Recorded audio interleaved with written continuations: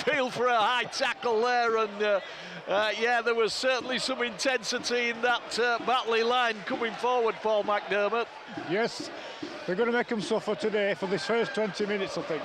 Yeah, Jack Martin been in great form for the Knights since he came in. Fabulous player. Ball back to Liam Harris, kicks from his 30. Angled kick, finds space. And there's a big chase here, and Holyfield hounded after this ball. Fabulous chase by the York Knights. And they bring Jack Render down on his own 10. That was a good kick and an even better chase, Paul McDermott. It's a terrific kick, but there was determination from the rest of the players to follow it, not just one or two players. Yeah, Holyfield looked as though he'd been shot out of a catapult after that ball, didn't he? Running downhill. Absolutely. Yeah, there's no slope here at the LNER, that's at Batley. Dane Manning trying to make some meterage for this Batley Bulldogs side. Brandon Moore, 250 career appearances, goes to Big Adam Gledhill, and he's cut down in fairly short order. That's a good set of 6 defensively. It is, and Ben White just prods that ball off his right foot in the direction of Scott Galliano. He tries to do the googly on him, but he did manage to take it in. Batley 12th in the table with just 4 wins this season, and they came up short at Batley against the Knights as well, 23-10 that day at Mount Pleasant. Paul McShane, the Knights just in Batley territory, come forward on the left side through Jesse D. Hat-trick last week.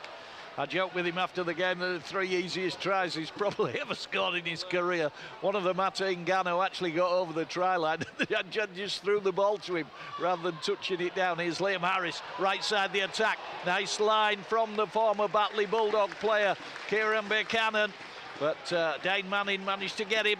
And then Jack Martin straight up the middle. The Knights within the 20. The Knights fans already, you can feel them waiting to celebrate here today. Buchanan, Ben Jones Bishop is in the corner. The Knights are on the board. Ben Jones Bishop's dancing, the crowd are dancing. And Ben Jones Bishop, what a remarkable return to the York Knights for Ben Jones Bishop. He goes to the head of the championship scoring stakes, inches ahead of Idini Gebi.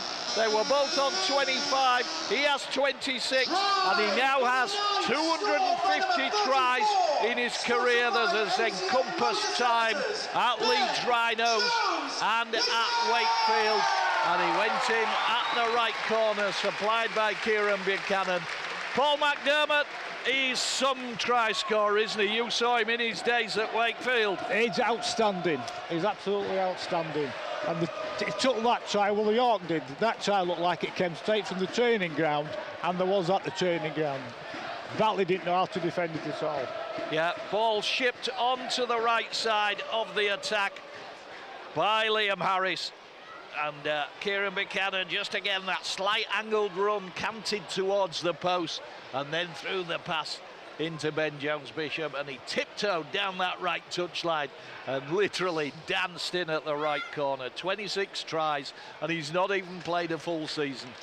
Signed from Sheffield after around about 10 games. Remarkable, remarkable return. Liam Harris from the whitewash. Ryan Cox just signalling to his 2 touch judges there behind the post, awaiting this kick flying their way. It does fly their way. It flies straight as an arrow and through the post. And Liam Harris gets 2 more points. He needs 16 points to overcome Connor Robinson's try-scoring record for the Knights. He now needs 14. And that'll be another countdown for the day. But the Knights lead 6-0. We've had just about 5 minutes. As the Knights 6, Batley Bulldogs 0. PA just confirms that 6-0 lead for the Knights. Batley have got the game back underway. Ball once more drops to Hingano. He once more puts the ball into Bailey Antremus, and despite that welcome he got last time, still ran it in with some ferocity there, Paul. Well, they're going to keep it up at Batley for 10 minutes, I think, and that I think it's going to be run over. Oh, they've gone down the left side through Galliano, cuts back inside, still finding space. Galliano still going, ships the ball on to Tawamata Afa, who was in support but just lost his legs as he went over the Batley 30-metre line. But the Knights looked absolutely potent there out of defence. They came from deep through Galliano. Ollie Field swatting Batley players off on the left side of the attack, 10 in from the far touchline. Inside the 20 again, running onto the ball strongly, Jesse D, the former Mackay cutter, former Newcastle Thunder player. His mum Debbie and Dad Mick listening in from Australia today. Hello to them. Here's Hingano. Hingano, ball going right, Matarafa in the line. Matarafa finds space. Stopped just short, goes back to Harris, long ball, Ben Jones Bishop again! He's in again, he's dancing again, the crowd celebrating again. It was almost a carbon copy. Liam Harris realised Batley had no defenders on the left side out wide, hurled the long cut-out pass into the hands of Ben Jones Bishop, and he now has 27 tries for the season. Paul, I mean, that try came from the Knights try line almost when Galliano set off. Yes, I think John Keir's pre-match talk hasn't worked, has it? Possibly not. He's a I can't say it as succinct as ever. My mate, Mr. McDermott, down here. The Knights lead 10-0 from Ben Jones Bishop's second try of the game. 27 for the season in the right corner, but the number of Knights players that were involved in that move. Galliano from his own line got to halfway, over halfway. Ball was then carried on through Jesse D.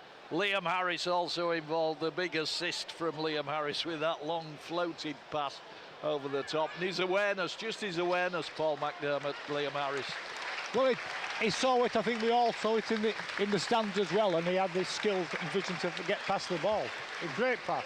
Yep, and Liam Harris to try and convert, and that, if the Knights keep going at this rate, that club scoring record of Connor Robinson's is under real threat.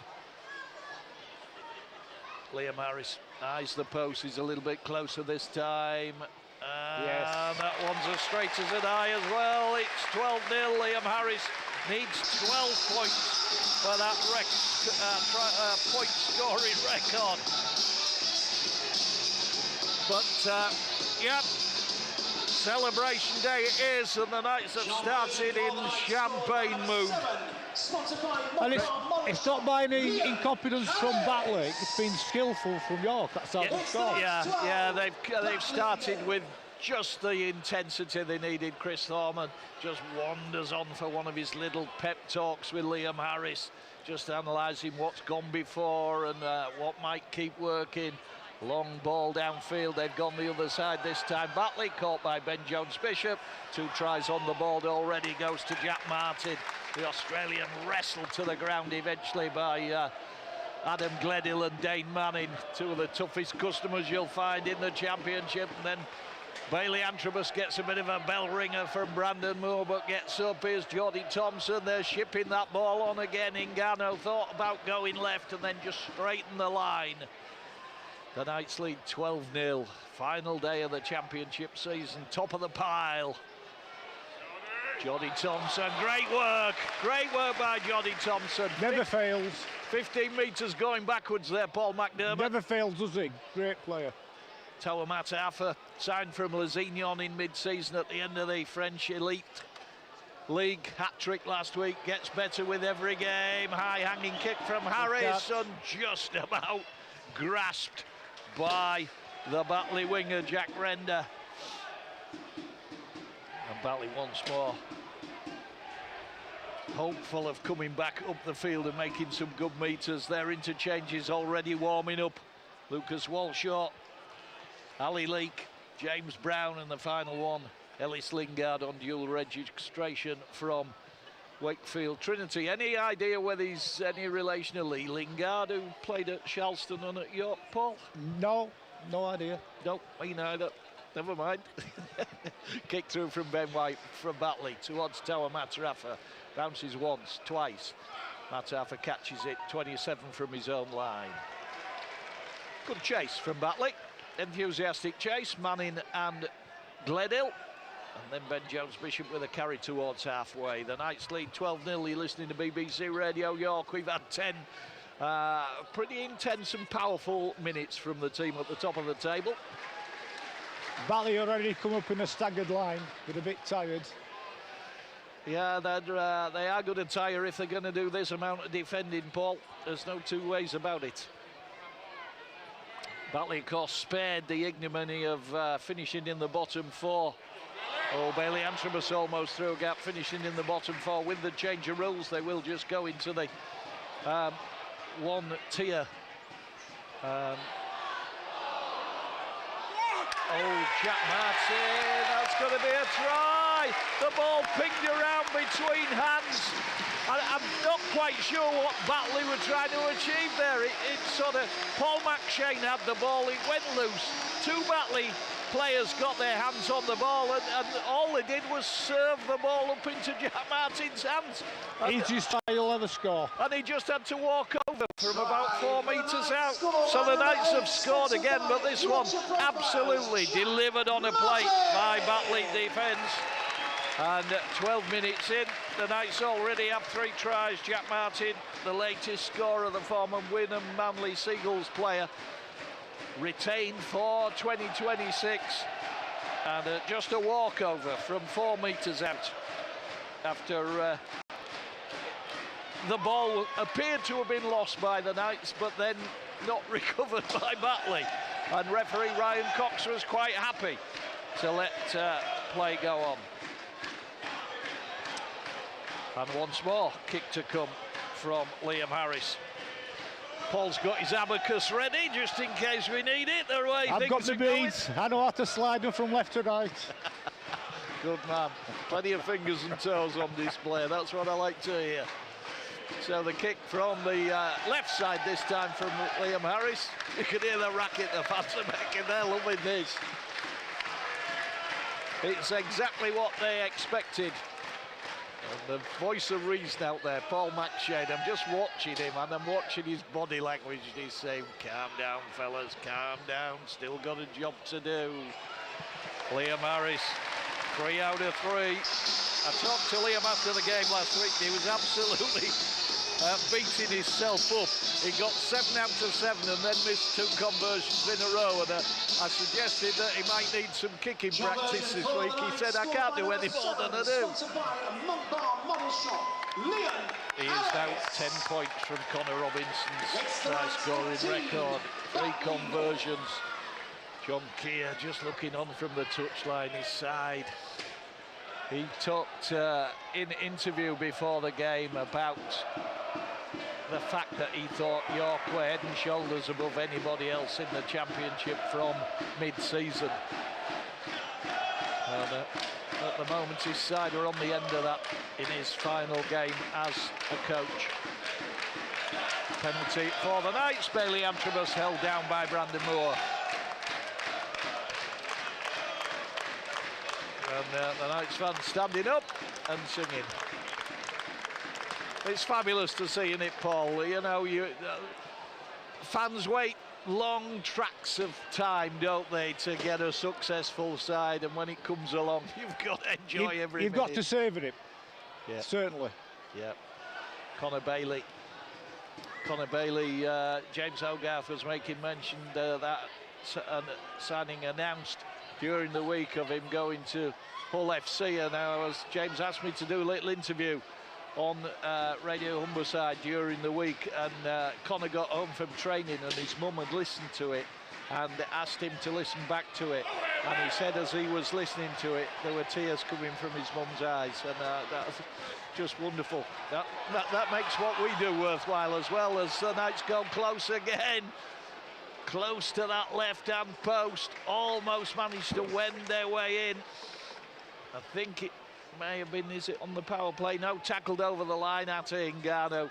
He just strikes terror into defences, does Atingano, as he comes forward. Batley managed to keep him out. Here's McShane. They've gone right to Harris. Drop-off ball to the aforementioned Connor Bailey. Brought down just short. Just to the right of the post. Ball swept to Harris. Ben Jones Bishop. Hat-trick! It's in again. And he has had... It's a hat-trick in 15 minutes. Supplied once again by Liam Harris. The Knights have their 4th try of the game. It's 22 points to 0. Try for the Knights, and it's a hat-trick try for number 34. They're just completely blowing Batley out of the water, Paul. 15 minutes, 22-0 ahead. The way he scored his first try, and it was very similar for the second try. You think the centre and winger that stand outside, but they're giving him a big open door to run into, which is great for York, isn't it? It's fantastic. Absolutely, just wandered in out in the right corner, and Ben Jones Bishop now has 28 tries for the season. And again, Liam Harris supplying the ball. Attingano had gone close. He was held up over the line. But the Knights have scored again, and it's 22 points to 0. Does John Crosley still hold the record at 35 tries for the season? I'm not sure, Paul. I honestly don't know. I mean, John Crosley wasn't a goal kicker, was he? So, not sure on that one. And they would be 3-point tries, wouldn't they? I'm not that old. I think they might have been, yes. I think they were 3-point tries in your day, Paul. Come on. 2 points for the drop goal. Yeah. So Johnny Crossley could only manage 105 points if he scored 35. We should have worked all this out before, you know. It's no good, man. Mathematics on the hoof. No good for us two old fellas. I've got some beads for me abacus missing, haven't I? That's what it is. Good lad. You might need some more beats for your abacus, to be honest, as Liam Harris misses with his attempted conversion from out wide on the right side. But the Knights lead 22 points to 0. You're listening to BBC Radio York. Final game of the championship season, or regular season, for the Knights. The playoffs coming up in a fortnight, with the Knights having home advantage. And that 89-point swing that Toulouse needed has now become 111-point swing needed. Poor Cedric Garcia. If you're listening in, Cedric, to BBC Radio York, Chief Executive of Toulouse, but they will appear in the playoff semi-finals. Will the team from the south of France. Knights are at it again, driving forward from deep in their own half. Bailey Antrobus, then McShane. Ball shipped on to Jesse D, comes back, runs laterally. Gets a left turn that takes him into the Batley 40. 22 points to 0 to the Knights.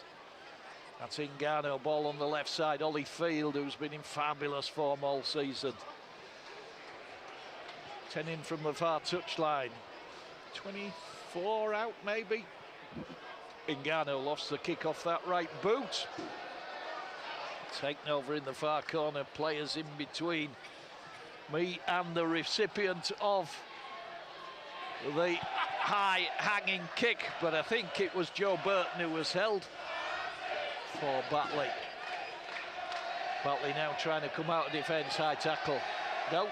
Referee's cappy, says it slid up from the shoulder. But then a penalty awarded against Kieran Buchanan, playing against his old side. A tackle on Connor Carr, the player on loan from Huddersfield Giants.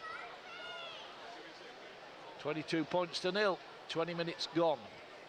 And referee Ryan Cox just holds play up for a moment. Ben White to kick from his own 10. And drills the ball into the empty west stand over on the far side. BBC Radio York, all our frequencies, and online we followed the York Knights all season long. Silverware at Wembley, silverware beckoning at the end of the 80 minutes today, and then on into those playoffs. Batley driving forward through Adam Gladhill, Brandon Moore, short ball into Ellis Lingard, who's out there now in the action. Gets up, Brandon Moore again, just jumps out of the play, the ball. Good effort from Batley. Yeah, they're still competing, Paul. That's good to see. And once again, Lingard with the carry and brought down. Brandon Moore back to Robbie Butterworth. High hanging kick that Ben Jones-Bishop comes to meet. Takes the ball. Takes 3 Batley Bulldogs tacklers on his own 30. Liam Harris wants to quick play the ball, appeals as such. And Kieran Buchanan works his side onto the 40-metre line. And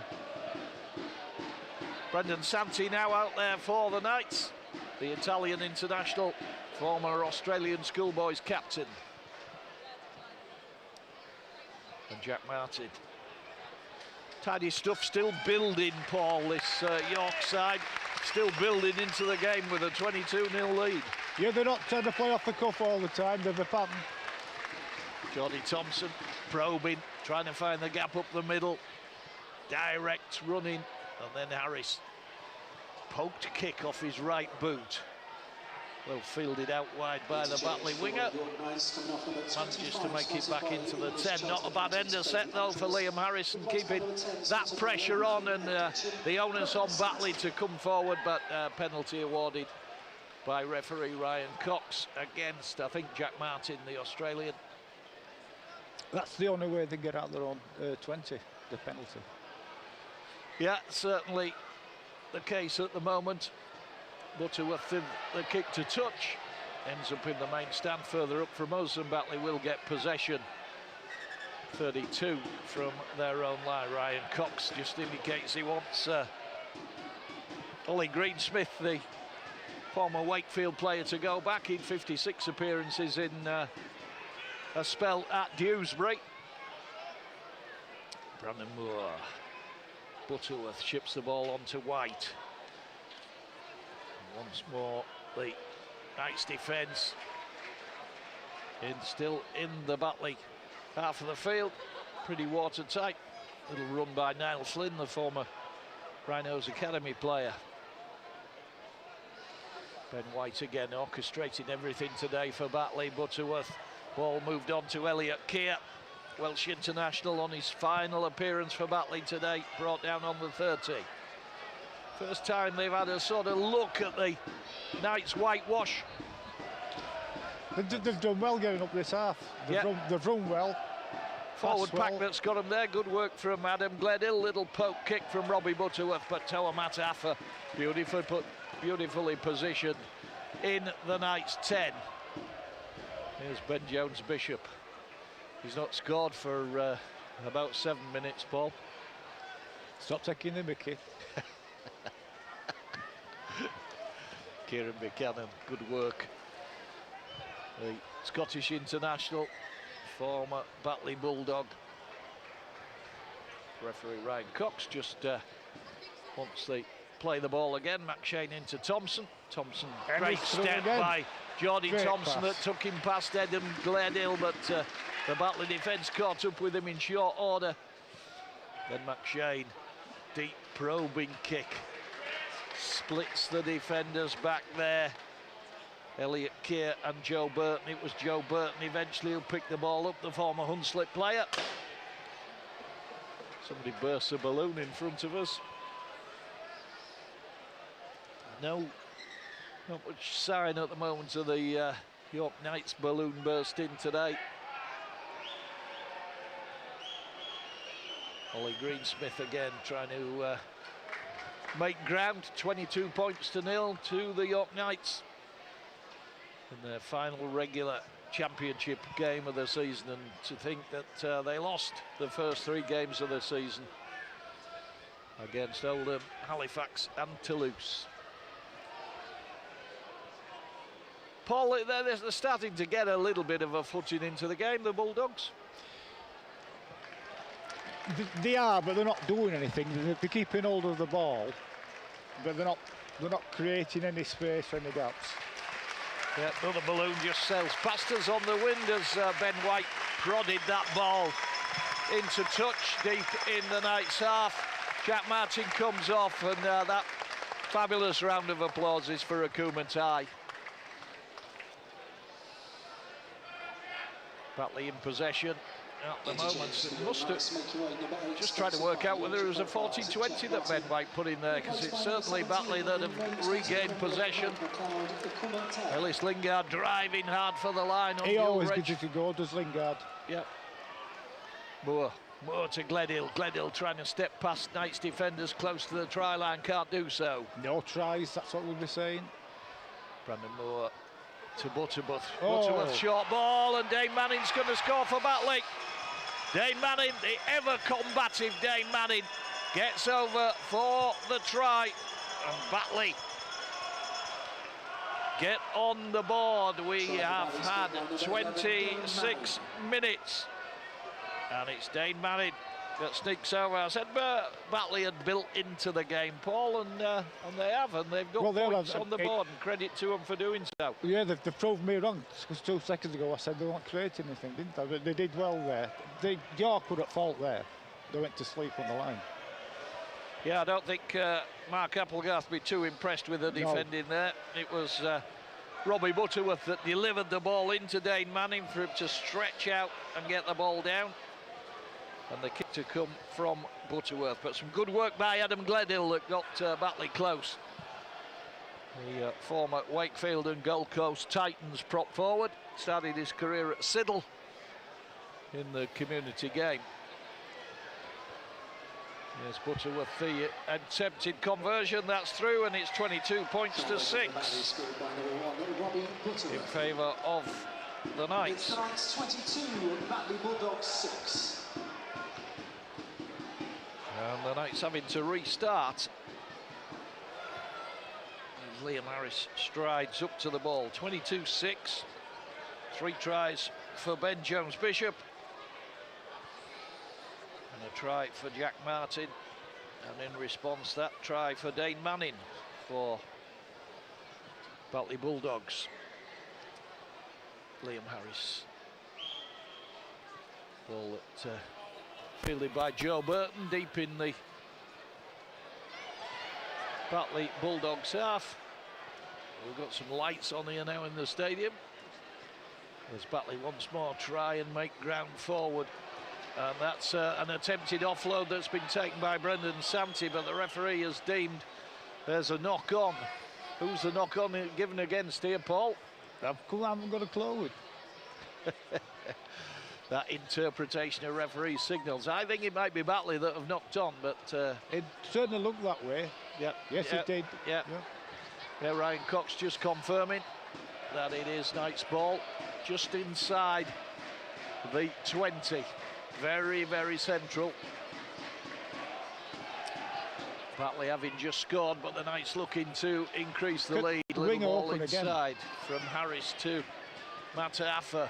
Mataafa eventually levered to the ground, 15 out, just to the right of the post. McShane to Thompson.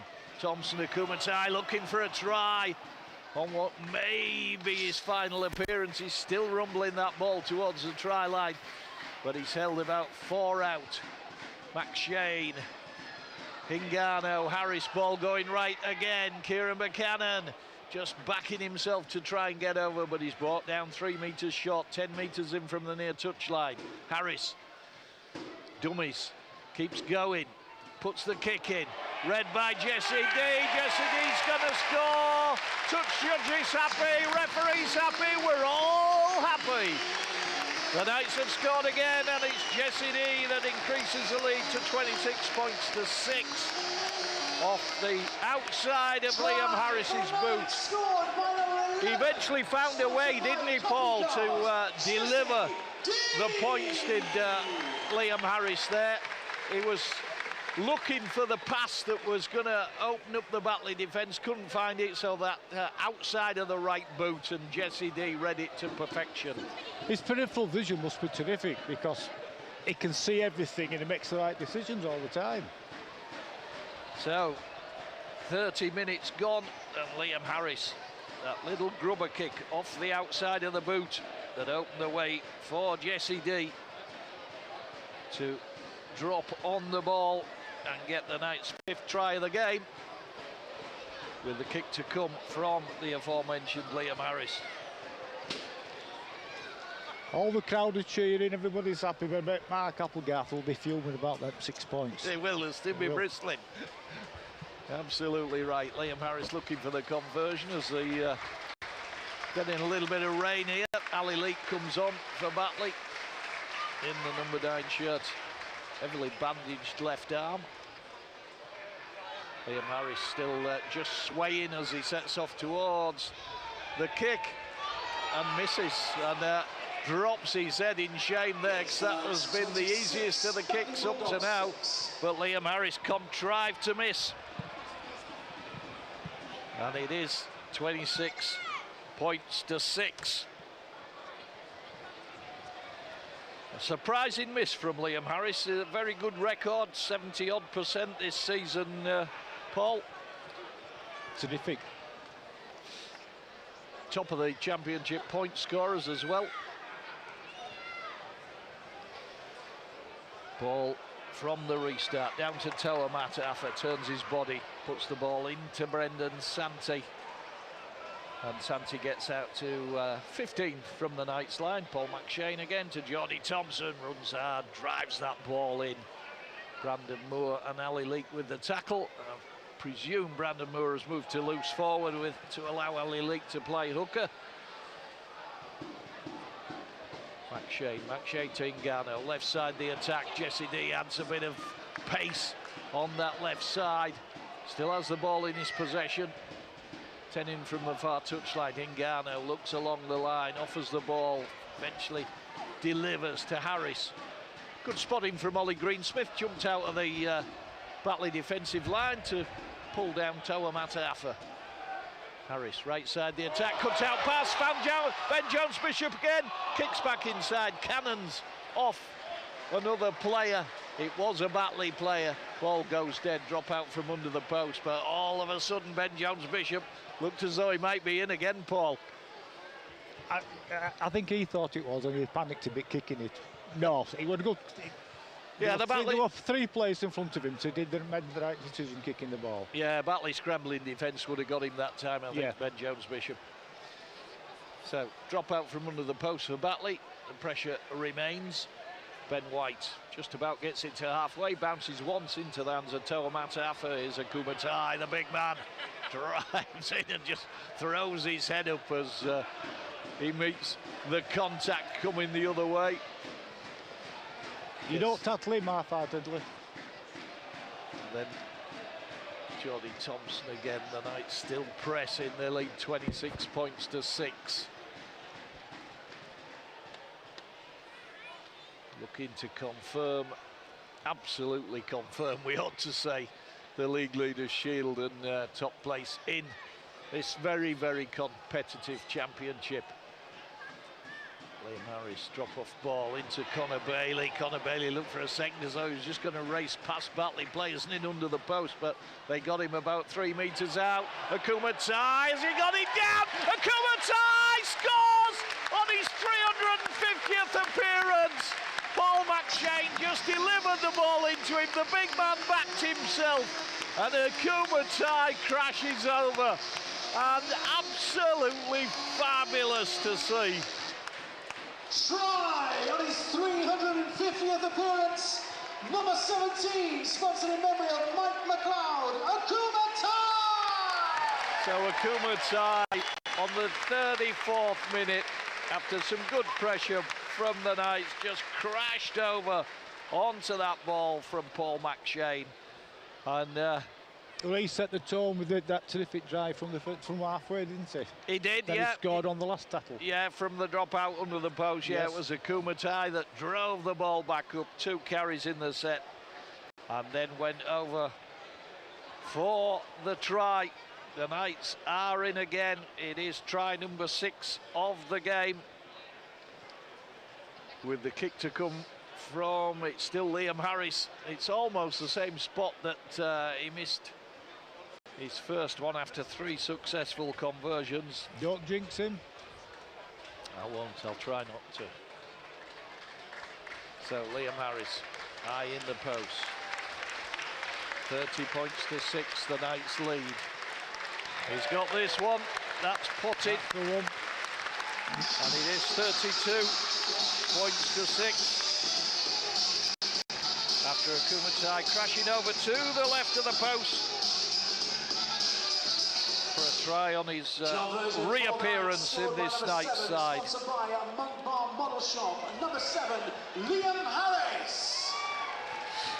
It's the night's 32 Batley Bulldogs. Little conversation between Mark Applegarth and Liam Harris. What do you think that might have been about, Mark? Paul, sorry. I missed it, I don't know. Just don't let them score again. Yeah, maybe. Yeah, I could see that might be so. So the Knights, after Batley have restarted, giving this ball some air across the line to the left. Holyfield brought down on the 20. Floodlights shining out in the gloom. It's overcast and grey afternoon. Battleship grey skies above us. Bit of precipitation blowing about out there as well. Akumatai, the try scorer, with the carry. Jody Thompson. Brendan Santee just about hung on to the ball, brought down on halfway, and it's on the last. The Knights having to kick from their own half. Ball goes to Harris. Gives it a lump. Just exhorting a decent chase from his team. Well taken by Elliot Keir, the Welsh international. It's been another good servant to the game. Remember him playing for Crusaders when they were an item. A long time ago. Yeah, and obviously time at both Bradford and London Broncos, Elliot Keir. Dane Manning. It'd be a good side if you had a team full of Dane Mannings, wouldn't it, Paul? He never takes a backward step, does he? He's all edges, isn't he? Look at him. Yep. Socks round his ankles. Just looks as though he's been pulled through edge backwards, but such a good player. He's got the Batley try today. Elliot Keir just testing out the right side of the Knights' defence. Manning goes to play the ball in the 11 shirt. Robbie Butterworth pokes a little kick through. And Toa Matafa's going to have to play that, and they're going to have to try and get back into the field of play, which he does, and it was. Paul McDermott absolutely right. Robbie Butterworth instigating the chase off his own kick. Good work by Ben Jones-Bishop, just rolled through the tackle, gets the penalty as Dane Manning gives him a little bit of a facial, and Dane Manning berates himself more than once. He's still berating himself.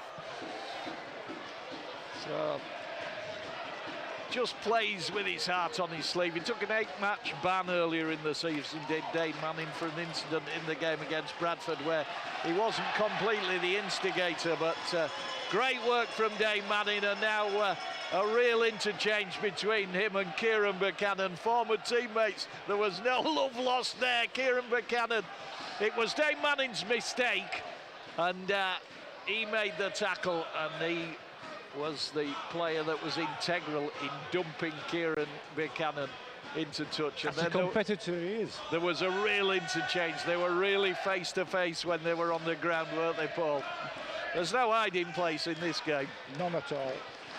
So, Batley get the ball back. Kieran Buchanan suffers the ignominy of having been dumped into touch by his old teammate. Sworn enemies today.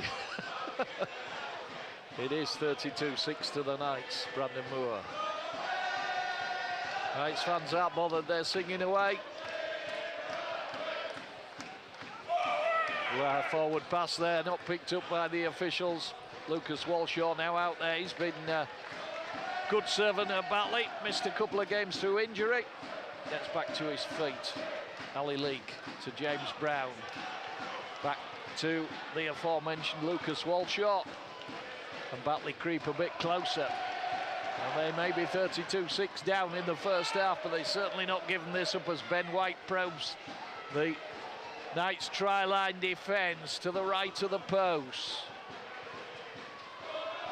Ali Leake, short ball as Walshaw tries to crash over, held up, good work by the Knights, got underneath him. There was a second effort from Lucas Walshaw, Hingano and Scott Galliano, I think the two that were underneath. Back to the 10, here come Batley again through Brown.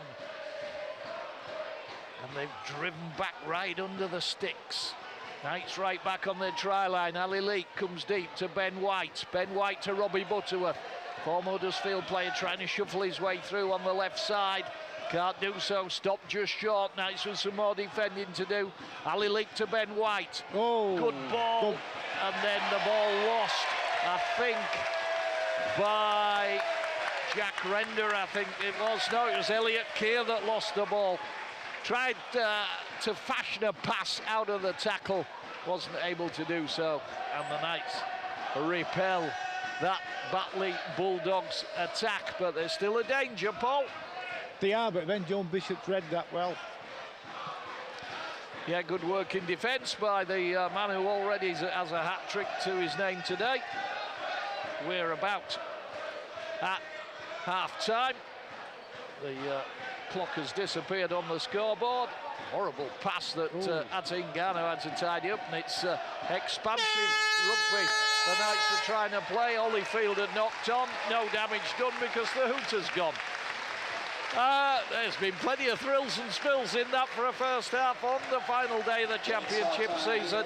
Batley come off, led off by Dane Manning, who's absolutely typical of the effort of the West Yorkshire side in that first half. They were blown away very early, but they've eked their way into the game, and they're still competitive. The Knights come off to big rounds of applause here from the main stand. Jordy Thompson just waving to someone in the main stand. Brendan Santi claps his hands together as he makes his way up the tunnel. Sam Cook, the last one who's not been involved yet this afternoon. Paul, your thoughts on that as a first half, given the nature of the game and the fact that the Knights, it is last championship game of the season, and they are all but confirmed as league leaders. It would be difficult for any player not to be thinking of what's going to happen next week and oh, we've already won this, let's see how many tries we can score, etc. I don't think they did. I think they actually got stuck in and developed the game, so the tries ended up being scored. But the one disappointing thing was with that try, that they totally against the runner play, they allowed Batley to walk up the field, didn't do any defensive tackling, and allowed them to score a try. Yeah. I mean, 4 tries in 15 minutes. They absolutely, I mean, they were like a Jack Russell, weren't they, at Batley? They just tore into them. It was like a rabbit in lights, was Batley, that first 10-15 minutes. But they've recovered well enough, because they finished the game with the York side, haven't they? Yeah. On their end. Yep. Paul McDermott tonight battling the PA as it's been turned up to 11 today, I think. Quickly, very quickly through the tries. On 4 minutes, ball shipped by Liam Harris into Kieran Buchanan and on to Ben Jones-Bishop. Ben Jones-Bishop went in at the right corner for the first try, and Liam Harris converted. That was 6-0. 7 minutes, Ben Jones-Bishop in again on the right, and that try started from the Knights try line. It was Scott Galliano who went downfield, got him into the Batley half of the field. Jesse D involved, Liam Harris delivering the pass.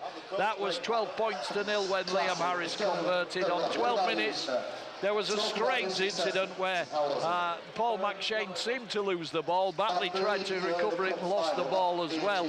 Not altogether sure what happened, but Jack Martin just walked in from 4 metres out for the third try. Liam Harris converted again. On 15 minutes, Ben Jones-Bishop got his hat-trick and his 28th try of the season in the right corner after Atingano had been held up once more. Liam Harris with the assist. Batley on 26 minutes got their try. Well-deserved Dane Manning for his effort after some good work by Adam Gledhill and Robbie Butterworth. Butterworth converted, that was 22 points to 6, but the Knights have struck twice more since then. It was a Liam Harris grubber kick. He was denied a route through just off the outside of his right boot. Jesse D was on hand to touch the ball down. And then on 34 minutes, great moment on his 350th career appearance. Big Akumatai crashed over, ball supplied by Paul McShane. 2 carries in the set for Akumatai, and he went into the left of the post. And Liam Harris added on the conversion. 32 points to 6 at half-time. We'll see what comes in the second half. I'll hand you back to James Elgar. Well, breathless stuff here at the LNER. Rugby league players and supporters have been dreaming of an opportunity like this. He does a bit of a boogie. Intercepted by Meninga. Lockie's away. What a try! Farmers with the step. Turbo is away. Tom Trebojevic.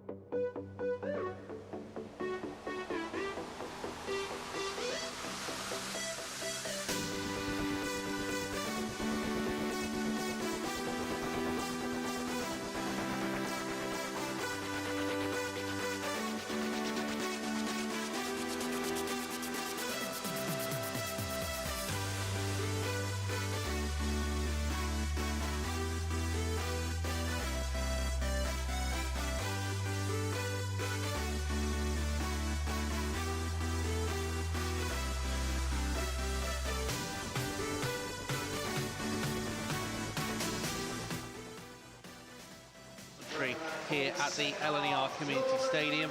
We are 40 minutes away from the York Knights confirming their status as the League Shield winners. League leaders pretty much now, I think it's fair to say, a done deal. Party time by 5 o'clock here at the LNER Community Stadium. The game about to resume for the second half, so let's bring you second half commentary of what should be a fabulous 40 minutes from Andy Atkinson and Paul McDermott. Yeah, thank you very much, James Hogarth. The last of the Batley players just trotting back out there, Brandon Moore and Dave Manning. Liam Harris putting the ball on the kicking tee at the moment. 6 tries, 4 conversions in the first half. For the Knights, they lead 32 points to 6. We are back underway, and the ball fielded deep in the Batley half of the field. And a good chase again from the Knights, enthusiastic chase. They're very, very much in control of this game. Batley blown away in the first 15 minutes, but they have managed to eke their way back into the game. They got that try and they had a little bit of pressure just ahead of half-time as Ali Leek swept off his feet by the tackle of Atingano. And then the ball shifted along the line as, again, tenacious in the tackle there, the Knights. Good defence, good defence. And James Brown started his career at Queen's in the Old Yorkshire League, I think, did James Brown. Had a spell at Swinton, but spent most of his career at Batley Bulldogs. Been a fabulous servant and very combative, very competitive. Kick from Ben White. Swirling kick for Toa Mataafa to deal with, takes it just outside his 10. And gets out to the 20. And then Joe Brown, I think, is that Joe Brown out there? Yeah. Is that his first touch? Change for the Knights, Joe Brown. Just work out where Joe's playing, but I would think he's playing on the wing. Trying to see who's gone missing. Is it Ben Jones-Bishop? Can't see Ben Jones-Bishop at the moment. The ball lost by the Knights player, Brendan Santi, but a penalty for the Knights. Ball ripped out, and I think Ben Jones-Bishop's gone off at half-time. Paul, is that what you... Oh, no, I can see... He's over the other side of the field. No, it's got my glasses. Scott Galliano that's come off. And just sat alongside me, Trevor Clark, Mitch's dad, who... fabulous doctor, Trevor Clark. He's just underlined it for me. So just thanking us for all the shout-outs during the year, and cracking player in his time, of course, at hooker at Bradford when they were in the Super League days. And just wonderful to see him. I can't talk to him directly, obviously, because we're on there describing the action, but yeah, lovely atmosphere down here at the LNER today, and it is going to be a Knights scrum in deep in Batley territory as the rain starts to fall. Ball out, Max Shade, Engano left of the post and driving for the line, set off at pace at Engano. Batley just about managed to reel him in. Then the ball goes to ground. Here's a Kumatai again with a chance, close to the line, still going, battling forward, great offload, Mataafa! The Knights are in again, and a great bit of work. That was Toa Mataafa off the back of Kumatai's playmaker, wasn't it, Paul McDermott? Ball handler runner, that's what he is. So we've had 4 minutes of the second half. The Knights are on the board again. They increase that lead to 36 points to 6. 36, sponsored by York Van Centre, Toa Mataafa. And it was Toa Mataafa. It was Hingano who went close initially, and then that ball was sort of recycled, you'd have to say, by Akumatai. He had a probe at the line, but then realised that if he got the offload in, there was support from Toa Mataafa. And it was Mataafa, the former Lesignon player, who went in for the Knights. 7th try of the game, with the kick to come from Liam Harris. And he's about possibly 15 in from the far touchline. And the Knights have started the second half as they started the first, Paul McDermott. They have, and I would have expected them to do so. I think Mark Applegarth would have said, look, keep concentrating, keep concentrating. Yeah. Yeah, absolutely so. We're concentrating on BBC Radio York, all our frequencies and online, following the Knights. A week off next week, and then the playoff semi-final. Opponents to be determined. I didn't pick up the half-time scores elsewhere, so I don't know quite whether there's a lead into which of the sides it might be that will contest that semi-final, which will provide the Knights' opponents in a fortnight. Liam Harris puts his right boot through the ball, which sails over the post. Great kick. He adds the 2. He sneaks ever closer to Connor Robinson's try-scoring record. He is now within 6. And Batley to restart. Jack Martin, Bailey Antrobus, Sam Cook all warming up down in front of us. Harris.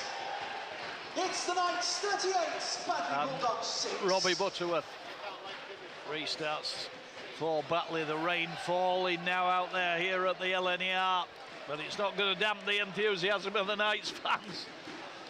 You can hear the drum banging away further up the main stand. Akumatai as well. He's playing like a player that hasn't had a game for a few weeks. He looks as though he's absolutely hungry for it, doesn't he, Paul? He's enjoying it. He's absolutely thriving. Yep. And Paul McShane to Harris, Harris to Bailey. The Knights approaching halfway again. This Batley side working overtime to try and stem the tide. Don't forget, if you want to get in touch today, you can text us. Start your message with the word York, 81333. Tweet us at BBC York Sport, or on the WhatsApp, 08000 321 333. Again, you have to start your message with the word York. Paul McShane puts a grubber kick in. Oh, and then an absolute disaster almost for Joe Burton. He put his instep against the ball. It bobbled away from him. He went to pick it up. He did pick it up, and then his feet slid from under him. He was in danger of being pushed back over his own try line and just about managed to survive. Jack Render from the other wing scored the promotion try that got Hunslet into the championship for this season, and then moved on at the end of the season, did Jack Render, and signed for Batley, but something of a hero down at Hunslet. And then Ollie Greensmith. Good work by Ollie Greensmith. He's run that ball in strong today. All the game. Yeah, former Wakefield player. Also had a spell with Dewsbury, a couple of seasons with Dewsbury. Long kick through. Joe Brown, who's replaced Scotland Galliano at half-time, and obviously we'll find out whether that's an injury. Geordie Thompson comes off for the Knights. To a fabulous round of applause, and I suspect that that's just Geordie Thompson being allowed to have a breather. Sam Cook's gone out there.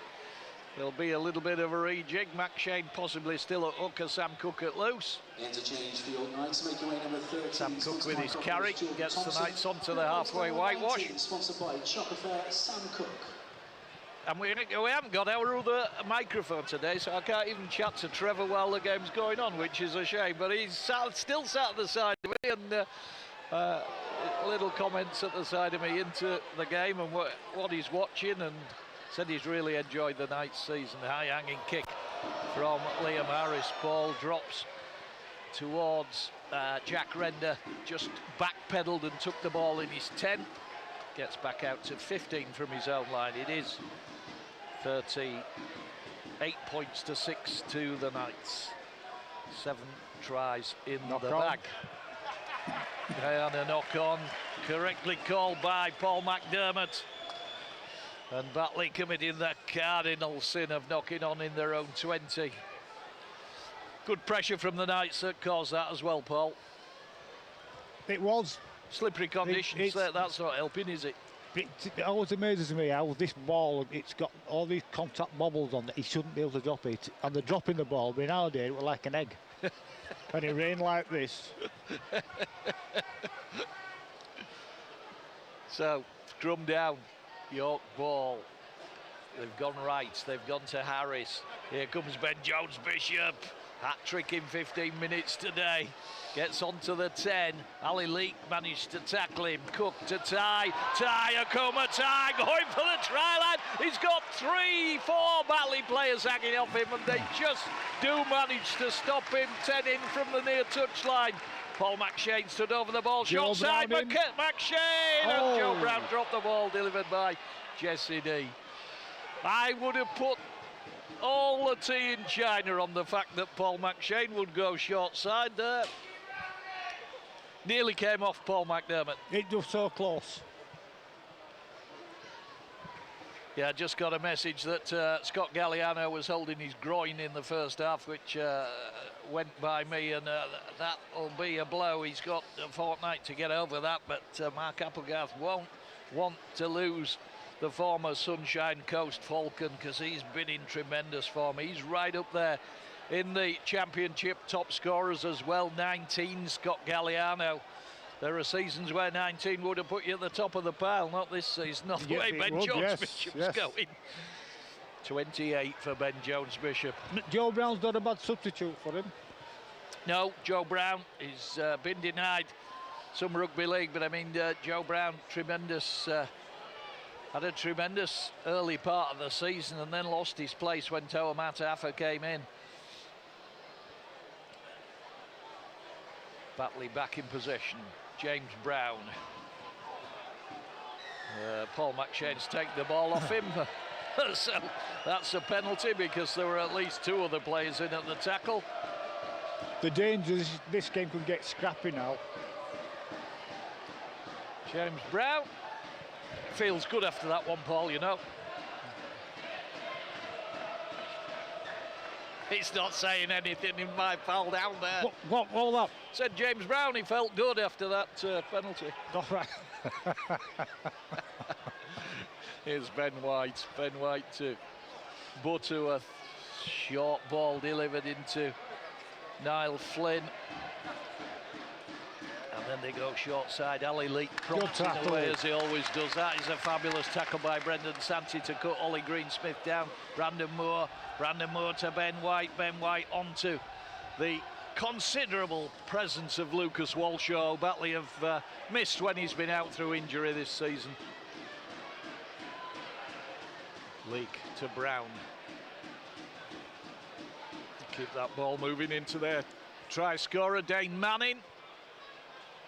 13 minutes of the second half gone, 38 points to 6, the Knights lead on Celebration Day. Good pickle. Fabulous bit of work by Paul McShane. Grubber kick that he gobbled up like, I don't know, crocodile with a something. I'll think about something that fits in a minute. Ollie Field just juggling the ball. A baseball glove. Joe Brown working hard to get the Knights out of their own half. Jack Martin's back out in the action, and he swats off Dane Manning. Dane Manning won't like that very much. Ben White got the tackling eventually. McShane to Harris. Harris with the kick, keeps the kick low. Got a bit of a wipe round the face from Ellis Lingard. Turns and tells the Batley player exactly what he thought of that. Here's Elliot Keir playing at full-back for Batley today, with Robbie Butterworth moving to the halves. Batley look as if they've upped their game this second half. Yeah, they're working hard. They're certainly not giving it up, and that's what you would expect from a John Keir side, Paul. Yes, exactly. It was lovely to talk to John ahead of the game. I asked him whether he'd fancied staying over and doing 2026 with Batley, and he said, no, I've had enough pre-seasons, I can't stand any more of them.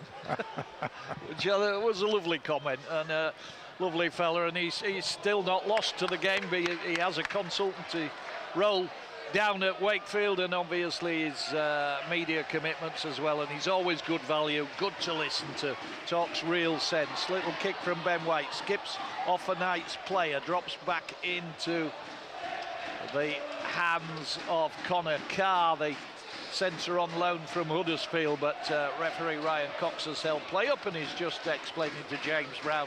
He's had a good game, the referee, today. He's a very, very good referee, Paul. This young crop of referees that the RFL have brought through have been tremendous. Matty Lynn got his first game in Super League, I think it was last weekend, and they are a fabulous bunch. Very, very few poor performances from them. I do think we're very lucky with the refereeing in the Championship at the moment.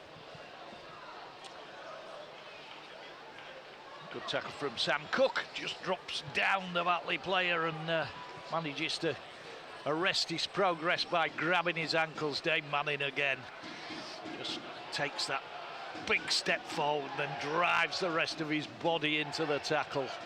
James Brown, short ball. Good tackle. Lingard gets cut off by another bell ringer. Jesse D this time with the tackle, but it is a set restart. And Batley with 6 more tackles in the bag as Elliot Keir tries to find a way through, manages to get the offload back to Ali Lee. He tries to go through a gap that closes on him. But they are right in front of the sticks. Batley hunting their second try of the game. They trail 38 points to 6. Dave Manning again trying to battle over. Is he going to get that ball down? Yeah, referee's happy. Dave Manning scored again. 2 tries for the former Featherstone and Halifax player. Try for Batley scored by and it is Dave Manning. 38 points to 10 with 56 minutes gone, and again it was just Dane Manning, that nuggety second row forward on the left side of the attack, took the short ball and just backed himself to drive through the Knights defence. The 2 defenders close to the line.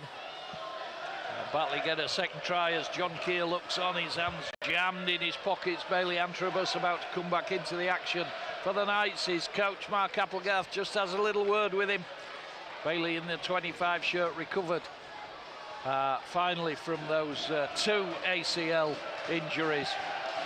Some players, I've said it before, Paul, some players, they go through their career with hardly an injury, and other players just seem to be so unlucky, don't they? They do. I've played with them alongside opposite them. They do everything right, but unfortunately things just go wrong for them. Yep. Robbie Butterworth with the attempted conversion. I say attempted conversion, successful conversion, I should say. I was just I'd take my eyes off it to make some notes and waiting for the scoreboard to tick over. 38-12 here at the LNER. Final day of the Championship, game 24. The playoffs on the horizon for the Knights. Liam Harris. Restart kick. Ball bobbled in the hands of Joe Burton, but he hang on. Dr. Trevor Clark at the side of me, exclaiming as one of the Batley players drops the ball right in front of his own post. 1 pass too many there.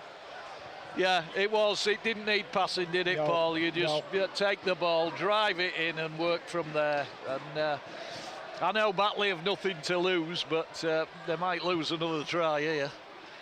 So, Knights ball on the 10, centre field. McShane goes right, goes to Harris. Harris steps back, he's hunting a try. He's Liam Harris today. He's not going to get one there. Batley have wrapped him up 6 out. 15 in from the far touchline. Very slow play the ball as Dane Manning steps off the tackle. Jack Martin set off at pace and then had to put the brakes on to take the pass. And he's put down 4 out.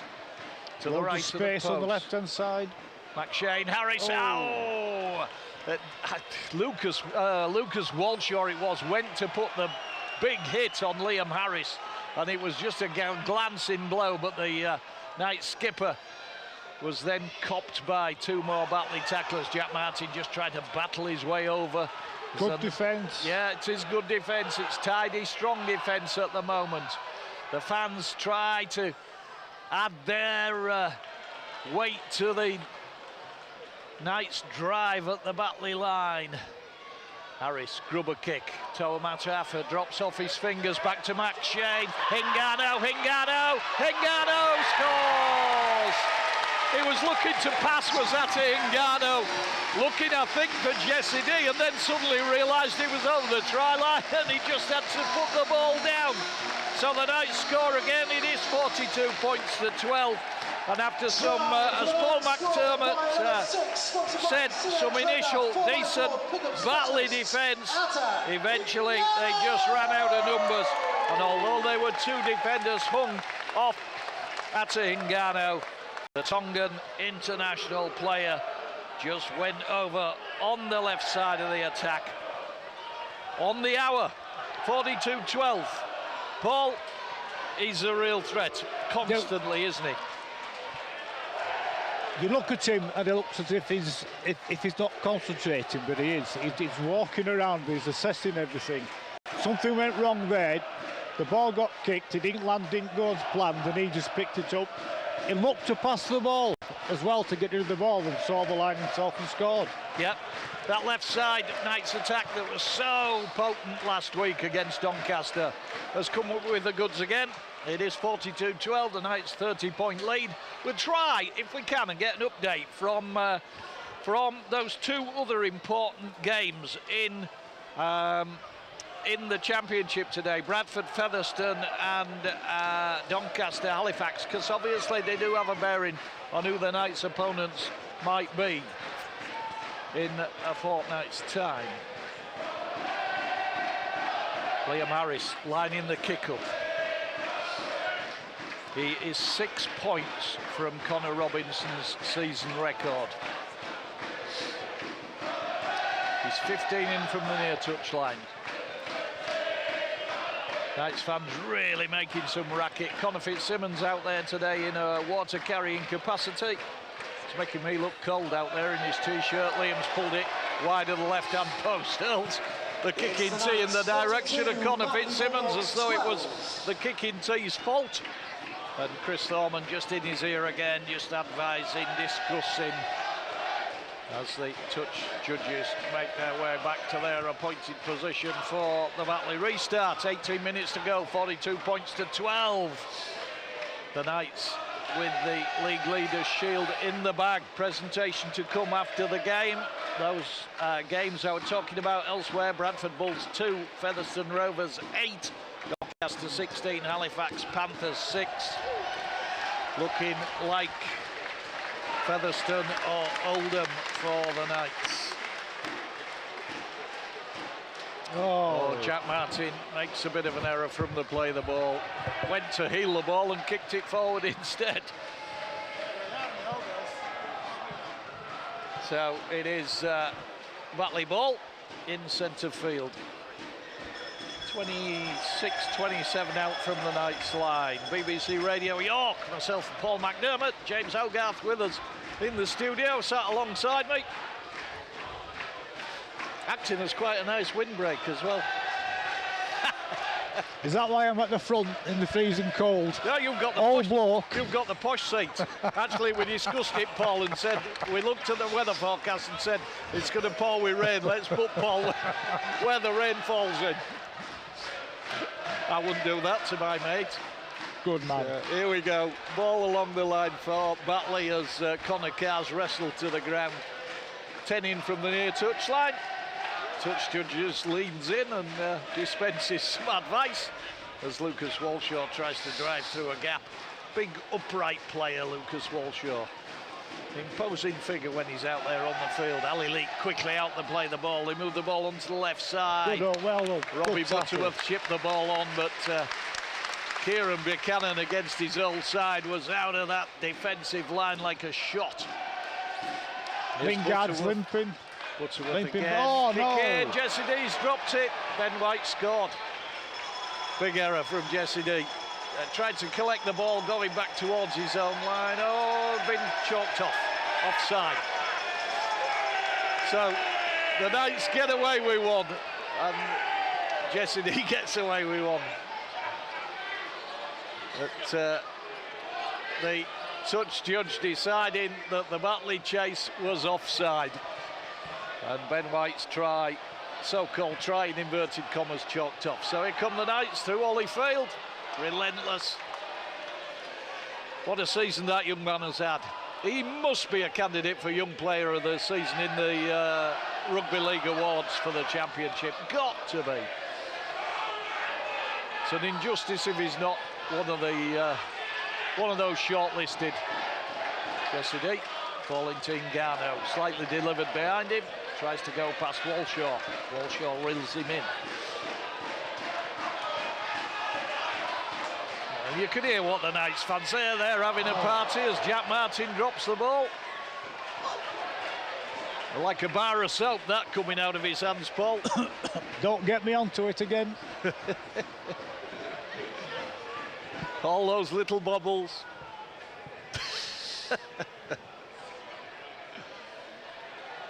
So 42 points to 12. 15 minutes left on the clock before the Knights can have a party. It won't be too big a party for Mark Applegarth and the players. They know that it's still unfinished business. Still, hopefully, 2 games left in their season, playoff semi-final and final, which, if they were successful in the semi-final here at the LNER, the final would also be here at the LNER. That would make them the best ever York side, wouldn't it? Winning the grand final. Yeah. I think that arguably so, Paul, yeah, as Brandon Moore gets Batley onto halfway. Sparky Barlow, our sometimes summariser out there, in his capacity as assistant coach with Batley. Just trotting off the field, he's been delivering some instructions. James Brown again looked for the offload, took the tackle. Jack Martin and Bailey Antrobus in there. And Brandon Moore again. He's been busy, always busy, Brandon Moore. Started his career up in Ellenborough in the Cumbrian League. Was a young player some time ago. Had 188 appearances at Halifax. There's Brandon Moore again. Ball skips off Elliot Keir's fingers, but luckily for him into a teammate. They're having a dig at Batley, aren't they? Yep, they certainly are. They're not giving it up.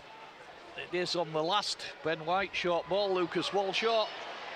Jesse D just dropping off the tackle a little bit there, but the Knights have managed to hold Walshaw up over the try line. And it should be Knights ball handover. I'm sure Ryan Cox signalled it was the last. He did indeed. And little conversation between Lucas Walshaw and Tower Mataafa as they walk back for the Knights to play the ball. Joe Brown just sidesteps and then loses the ball. Joe Brown knocks on. It's got scrappy, I said it would. It has got scrappy, Paul, you're right. I don't think conditions are helping because that rain's still coming down, and from a Joe Brown point of view, I suppose a lack of competitive games for him. I'd like to put it up, the error came from the good defence from Batley. Yep, you're right. They're still hanging in this game, albeit 30 points adrift. They move the ball left side. Butterworth, who's prompting away all day, and then Ollie Greensmith can't keep hold of the bar of soap. Some Vaseline on. So Kieran Buchanan with the carry for the Knights, just short of the 20. And then Joe Brown trying to atone for his little error. 8 tries in the bag today for the Knights up to now. Still in their own half of the field. Max Shane to Ngannou, who's thrown heavily to the ground and stays down.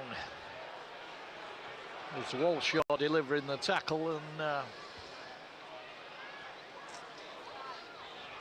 yeah, reminiscent of a Cumberland tackle, that. I was just going to say that, Paul. Is that what's known as a Cumberland throw? That was the description, where you sort of put your leg there and then throw the player over your leg. Well, there's only people your age and my age know that. Well, everybody knows now. So they'll be discussing it later on tonight. The effectiveness of the Cumberland throw. The water carrying troops hardly off the field as play recommences. There's a young lady there carrying the water, having to get the hurry up. But the Knights are back in possession. Liam Harris steeples a kick up into the rain and the grey sky. And well held. It was a very, very good take. Jack Render underneath it, the former Hunslet player, and he got battered the moment he took the ball, but he held on very, very well. He got low, and I think that helped a little bit. Here's Ollie Greensmith, and he runs into a stiff challenge as well from Kieran Buchanan. Batley out to the 30, Ali Leake into James Brown, to White, to Connor Carr. Connor Carr makes a bit of ground play. That spent time at Oldham. He was with Batley for a while. In 2022 was Connor Carr. I think that was on loan from Huddersfield as well. James Brown. Won't be tackled. No, doesn't want to be put to ground. He is eventually. Has an opinion about that to referee Ryan Cox. Ben White puts the kick in. Bounces 2-3 times into Toa Mataafa. Looks for Joe Brown, who's in support. He's done some work with Joe Brown this hour. Yeah, good to see the wingers. You know, it's an essential part of the game these days, isn't it, Paul? To run that ball out of defence, the wingers and the fullback. Liam Harris, Ben Jones-Bishop in off his wing right on cue, as if to emphasise our point. McShane. Short ball, Jesse D almost away. Hingano, return ball, Hingano chips over the top. Joe Brown's chasing this. Joe Brown, yes! Fabulous bit of work. Hingano celebrates in back play. Joe Brown's got the try. Again, just that awareness at Hingano. He knew Joe Brown was there. There were 3 Batley players chasing back, trying to beat Joe Brown to the punch, but they couldn't get there. It was Joe Brown who got there first, and the ball just did skip up off the turf and allow him to gather it in and slide over, Paul. That's good effort, because it's not two seconds before he had taken a drive, a really good drive in the middle of the field, and he worked so very hard to get to the wing, back on the wing. Great, and a lovely pick-up. Yep. So, Hingano's kick to the left corner, and Joe Brown wins the foot race to get the try. The Knights lead 46 points to 12. Somewhere among my notes there were some people I wanted to say hello to today and haven't yet. Nigel Moten, he's still in Almere. I don't know how long he's there. Have you moved, Nigel? Andy and Kirsty, who are in Cape Verde listening into the game. Hope you're enjoying the game. And there's a couple of people I wanted to mention that we've lost. Trev Barlow, who was a player in Batley's past, and uncle of Sparky, Mark Barlow, our summariser, passed away during the week. So our thoughts go out to family and friends, everyone who knew him. And the shock news, everybody knows of my involvement with boxing and amateur boxing.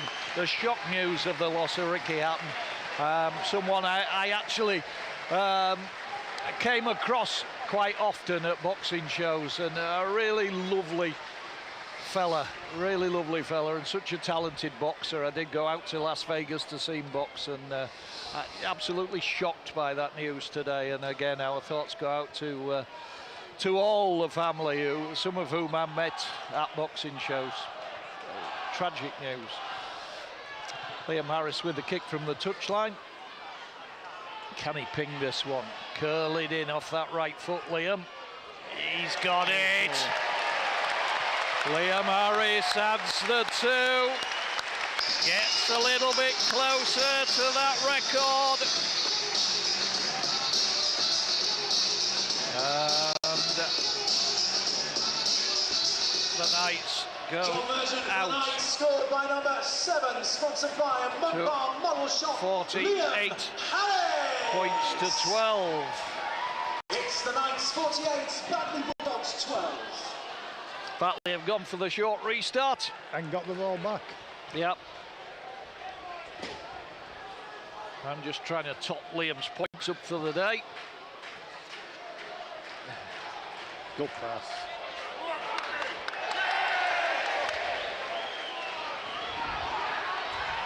I think it's 6 conversions for Liam Harris today. Yep, just confirmed in my ear. Lovely, thank you. That was Dan back in the studio who's been keeping a tally. So Jack Martin comes forward for the Knights again. They are 35 out, hunting another try. And they've gone through, and it's Sam Cook. Hands the ball off. And they score again over on the far side. And Bailey Antrobus. Sam Cook just picked the ball into Bailey Antrobus as he was going over the line. But a good break. And Sam Cook from around about 25 metres out. Try for the Knights, scored by number 25, sponsored by I might be right in saying, I think, that is Bailey Antrobus' first try of the season. Spent so much time out through injury. And gets over for the try, 10th try of the game for the Knights. They lead 52 points to 12. And the Knights have had to work for these tries the second half because Batley have up their performances. Yep, no, it's Batley have made them work hard, but when you look at that scoreline, Paul, you just think, you know, they're doing the best to stem the tide, but there's a 40-point gap between them. There is. But the whole York team just full of skillful players. Yep. Liam Harris now up to 220 points for the season, needs 4 to overtake Connor Robinson. And he has an opportunity to add 2 more, albeit not from an easy spot. It is off the far touchline. Jack Martin's off for the Knights. And just regaining his position on the touchline. Luke Super Duper Cooper about to come back on, the former Featherstone player for Batley Bulldogs. Harris, ball up in the air, got a chance. Oh. Hit the right-hand post and came out. It remains 52-12. 52, Batley Bulldogs 12. So 5 minutes to go. Ali Leake coming off. Looks as though he's limping slightly, Ali Leake. 13, sponsored by Cockerell's, Jordan Thompson. Another player that started his career up in Cumbria was Ali Leake. And it'll be warmer up there than it is down here now. Egremont was his team, Paul. Oh. Blowy, windy end of the country up there at times. 170 appearances now for Batley Bulldogs, Ali Leake. And everybody's standing up. Applauding the Knights. Oh, Liam Harris took a high one there. That was a real loose arm there from, trying to see who it might have been, Noah High who delivered it. But anyway, Liam Harris has jumped back to his feet. It's out of character for the style of play there, actually. Yeah, I don't think there was any malice in it, Paul. I think young lad stretched an arm out and just didn't quite get there. So, Knights start on halfway. Kieran Buchanan taps. Sees his old mate Dave Manning coming towards him and takes defensive action. They'll have a laugh and a joke about it after the game, I'm quite sure. Bailey Antrobus, who got the Knights' latest try with the carry. Paul McShane, Sam Cook, Jordy Thompson, Atingano, Mataafa, reeled in by Ollie Field.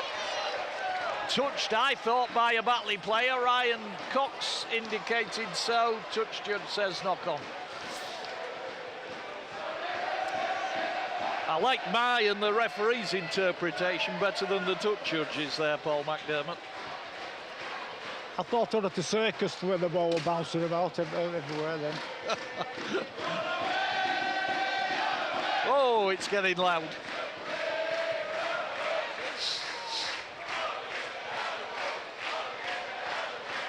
I have no idea what they're singing, but they're singing.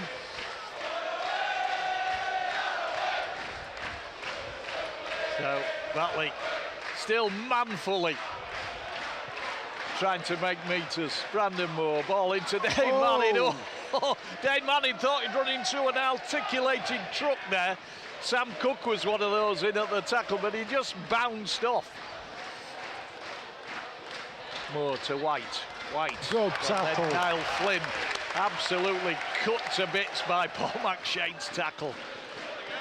Brown, and then carry in centre field. Batley player east to the floor, just short of halfway. It was Noah High, the player on dual reg from Wakefield. Here's Brandon Moore again. He's been busy as Brandon Moore. Him and Dane Manning, good to watch when they're out on a rugby field. They never stop. And they've not stopped today. Ben White puts the kick in down the left side. Well taken by Joe Brown under pressure from Connor Carr. Connor Carr shakes his head as he realises he came up empty-handed, trying to pick the pockets of Joe Brown, and then Ollie Field loses the ball in contact. And Batley with an opportunity to strike in the dying seconds. 52 points to 12. Paul McDermott, you ought to have a quick think about man of the match.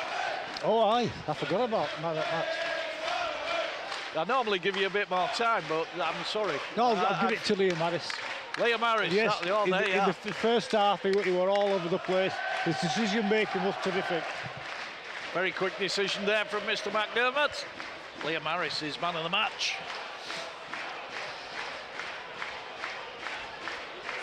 And Luke Cooper tried to batter his way forward in that red scrum cap. I've gone for Ben Jones-Bishop. Here come Batley on the left side, trying to work their way in. Elliot Keir in the line. And head-eye shot, referee says. Liam Harris and Kieran Buchanan were the two in at the tackle. Dane Manning looking for another try. Just tapped the ball against his instep and tried to work his way over, but couldn't do so. That's not the tidiest of passes. James Brown does the tidying up. Ball's come out of his possession. And the nice Geordie Thompson and then a little knock on from Joe Brown, and it's got all scrappy again, Paul McDermott. It has. Batley know they've lost, York know they've won, so they're just throwing the ball around like ping pong ball.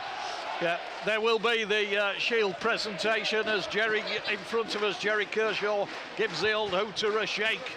Just to charge the gas and fire it and signal the end of the celebrations that will follow. The Knights will be presented with the League Leaders Shield. We'll have interviews, hopefully down there on the pitch.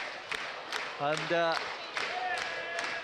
it's just been a fabulous culmination. It'll be 19 games on the bounce, won by the Knights. And we'd love to see 21 on the bounce. 19's a tremendous achievement. Yeah, it is fabulous, absolutely fabulous. Batley still in the Knights half of the field, still looking for their third try of the game. Ball goes to ground and Batley lose a bit of space, trying to keep the ball alive, and finally Elliot Keir does the tidying up, but they've lost about 20 metres. There is the final hooter. The York Knights have finished top of the championship in the regular season for 2026. They have won the League Leaders Shield. They have defeated Batley Bulldogs by 52 points to 12. A job that was done effectively in the first 20 minutes today when Batley had absolutely no answer to what the Knights threw at them. Eventually, they did manage to get a little bit of a foothold in the game, did the Bulldogs, but the game was long gone by them.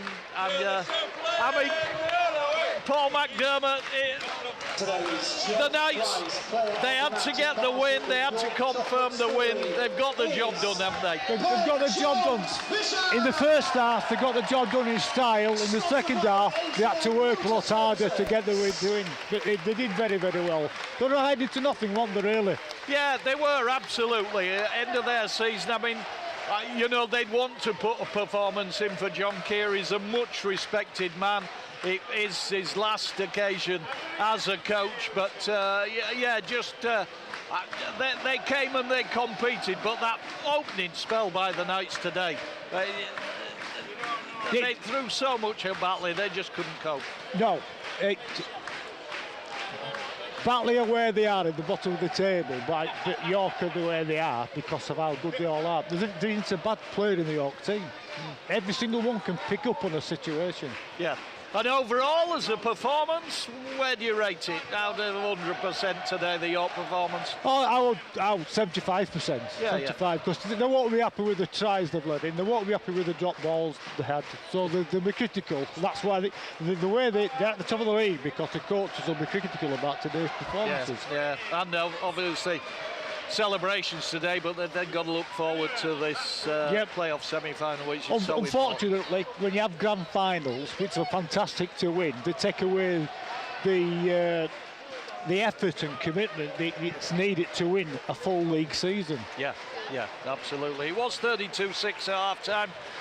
Toa Mataafa went over from a great bit of recycling work from Akuma Tai, who was making his 350th appearance. Liam Harris converted. Batley struck back. Once more, it was Dane Manning, his second try of the game for Batley on 56 minutes. Robbie Butterworth converted. On the hour, the Knights scored again. Initially, some good defence by Batley, but Ade Ngano found himself over the try line after a probing run and just had to put the ball down. Joe Brown got a try in the left corner from a very aware Ade Ngano grubber kick into that left corner, and Joe Brown won the foot race. And then on 75 minutes, break by Sam Cook from around about 25 metres out. Could have scored the try himself, shipped the ball into Bailey Antrobus. It finished 52 points to 12. Batley have gone to see their supporters away behind the sticks. The rest of the place is now just a party for the Knights. Toa Mataafa's dancing. The Knights are making their way across towards the fans. And I thank you. The League Leaders Shield is being prepared. The banner is out there, League Leaders 2025. My thanks to Paul McDermott. Been a pleasure. Paul, for your summarising. I think Paul's going to stay with us for the presentations, and we're going to conduct some post-match interviews out there on the pitch. The illuminated advertising banners now say York Knights League Leaders 2025. Nice to see that, James Hogarth. It's a fabulous way to end a fabulous season, isn't it?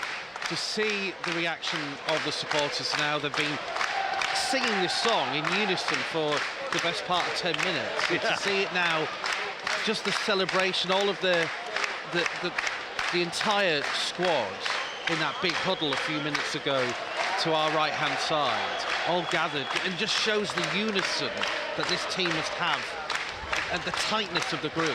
Yeah, absolutely. And if you look out there, all those non-players, some good players not involved today, young players like Joe Law with so much potential, Jude Ferreira, who spent so much of the season out injured, Mitch Clark, his dad Trevor alongside us, he wasn't involved today, Connor Fitzsimmons, Miles Harrison, James Farrer, there's Harry Fraser there, the Australian, Kieran Hudson, who was having a fitness test ahead of the game, Taylor Pemberton, another one.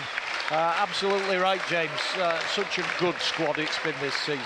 Yeah, and we have to bear in mind as well, don't we? I know every one of these lads is professional athletes, are professional athletes, but they've still got daytime jobs, still got full-time jobs. They're not have yet the benefits of being full-time players. They haven't got the benefits of being Super League players, so have to combine this with work and family commitments as well. It's an incredible achievement. Yeah, it is. Absolutely. I mean, so much commitment demanded to play as a part-time player. Yeah, absolutely. So. If you're looking for the result, by the way, in the Valkyrie game, that was our game on BBC Sport at the website, about to be beat by 30 points to 8. As the presentation, Andy, is about to be made. Yep, the presentation of the trophy. The York Knights players are all behind the banner. They're thumping the banner. Brendan Santi, the drummer initially, Toa Mataafa. 5 crucial points to secure the AB Sundex 1895 Cup. Just let you listen to the PA clink. Good chows out there. The 2025 Knights Supporters Society. Mark Applegarth with his daughter. Our captain, Liam Harris. And Liam Harris Waiting delivery of the shield. It's on a plinth at the moment, away to the left. The players lined up behind the banner. The Batley players, to their credit, they've all stayed. They're there applauding the Knights players that they've just tried to cope with out on that pitch for the last 80 minutes. Jack Teamby just chatting to some of the Batley lads. Liam Harris is there. The shield is in the hands of the presentation party. Liam's wandered away. He's waving to someone in the crowd. It's my pleasure to welcome the Chief Executive Officer of the Rugby Football League, Tony Sutton, to present the Knights captain, Liam Harris. It's just Tony Sutton Betfred from Championship the Rugby Football League. Oh, and Liam Harris has asked Akumatai to come with him. What a lovely moment. What a lovely moment. And here comes that shield. It's in Liam Harris and Akumatai's hands. They're going to take it back in front of the players, in front of the banner. The players are drumming. And that shield's going to go up in the air to an almighty roar.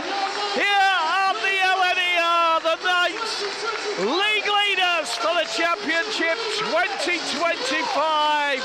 After this afternoon's win against Batley Bulldogs, 52-12 here at the LNER. They'll move on into that playoff semi-final in a fortnight. And opponents yet to be determined. Liam Harris lifts the shield again. A glimpse in the really in the floodlights. It's at Ingano as his turn at lifting the shield. But yeah, there's I was going to say sunlight glinting off it, but it is the floodlights. It's been a murky old afternoon, and I'm quite sure now that Liam is going to take that shield across to the fans. I think possibly the players might pose in front of the pack main stand with it first for media photographs. But we'll be down there very, very shortly to go and conduct some interviews and see who we can get to chat to us about this wonderful, wonderful achievement. We were saying earlier that the last time a York Rugby League club finished top of the pile outside the top tier, it was in 1981. It was the York Wasps, as it was then. Paul McDermott, our summariser, was part of that team. So fantastic achievement by the 2025 Knights, as once more the shield goes up in the air. All the squad out there. It's a chilly old afternoon now, or a chilly evening we're moving into. So just having a quick look at Scott Galliano to see how he's moving out there. Doesn't seem to be moving too badly. It was reported he came off with a groin injury. But yeah, we will try and move down onto the pitch, and I'm just going to hand you back to James Hogarth for the moment. Andy Atkinson commentating on a historical moment for the York Knights here at the LNER Community Stadium. We'll be down on the pitch. We'll talk to some of the people involved this afternoon. Let's tell the story of the afternoon on a historical afternoon here at the LNER Community Stadium.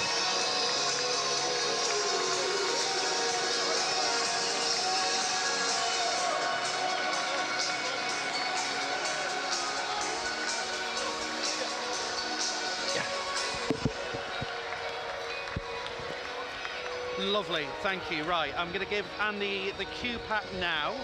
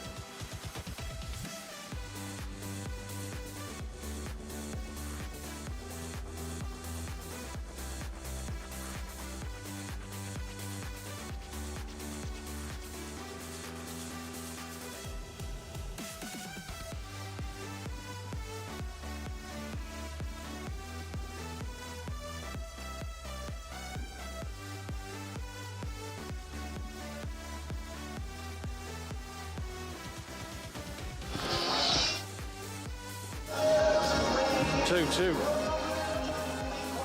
Yeah, happy with that, Andy. Happy with that. Yeah. Callum, Ewan, Andy.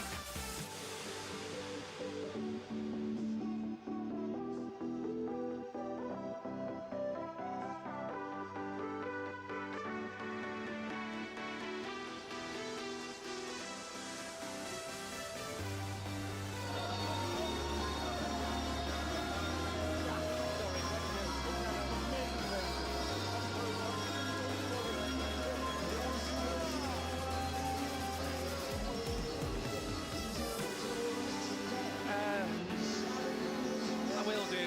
We'll just have to play.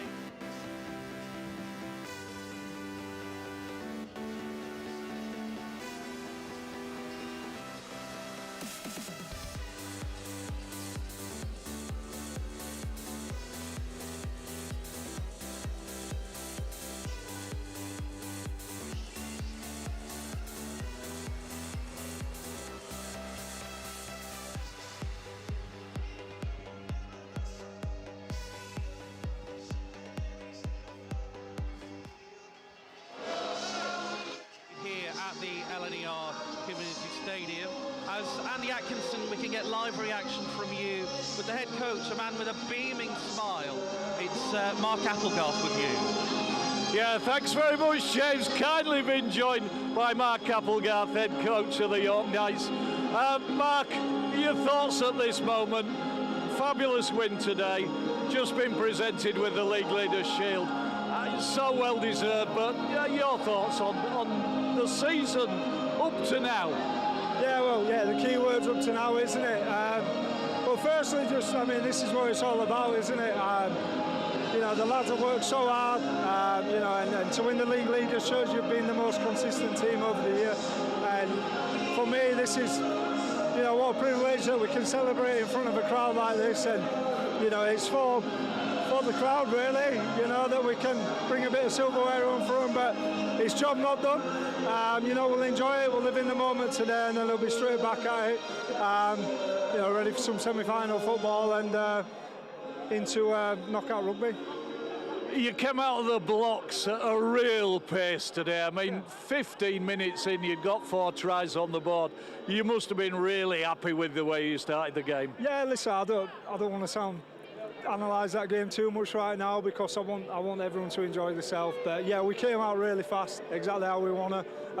It had periods in that game where the intensity probably dropped, but we'll worry about that on Tuesday. I just want the lads to enjoy today, live in this moment, enjoy it with the fans that's turned out all year for us, and then we'll get back to it next week. Yeah, the fans have been amazing, haven't they? They've all stayed over. They sung all the way through the game. Just remarkable. Yeah, listen, I thought last week were great, and I think this week's even better. Especially, we could have probably asked for a better ending to a season in terms of the league campaign, could we? That we get to lift the league leaders in front of his own fans. So these moments probably won't come along too often for everyone, and we've got one, potentially 2 games left as a group. So I just want everyone to really enjoy it and savour the moment. Yeah, and obviously the main thing in the equation is that you've now got pole position. You're going to be at home for that all-important semi-final. Yeah, listen, anyone in that seats can beat anyone on the day, so we definitely won't be thinking that that grand final's just ours. It's going to be a very tough semi-final coming up against whoever wins next week, and we'll get ready for that. And yeah, as I say, this is what we all play for at the end of the year, the greatest stages, and I'm glad that we're there and we finished first this year. I want to talk to you about a player that you put him on the bench today. His 350th career appearance.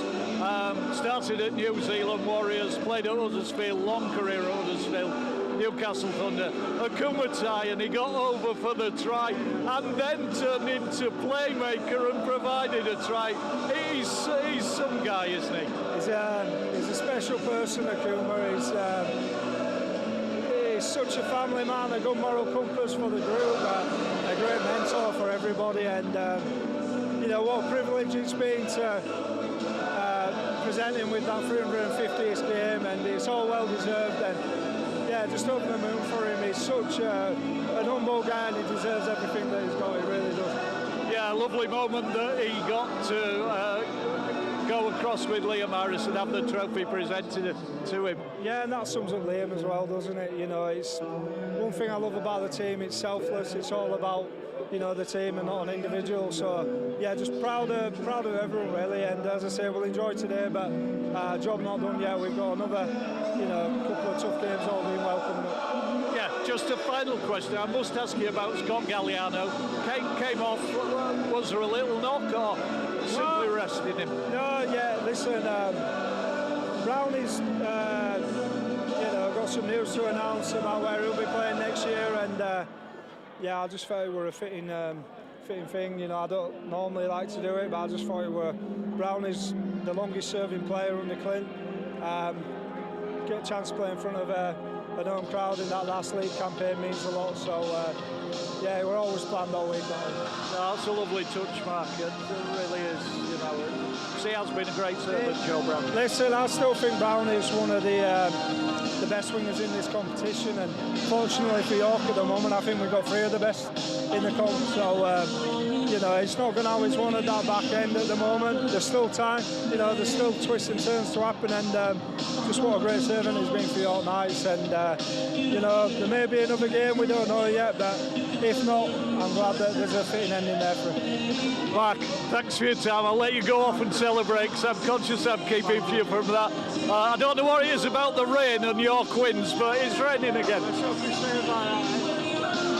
There you go, Mark Applegarth. I think James is still up there at the helm. I'll hand you back to James for a moment while I run off and find someone else to chat to.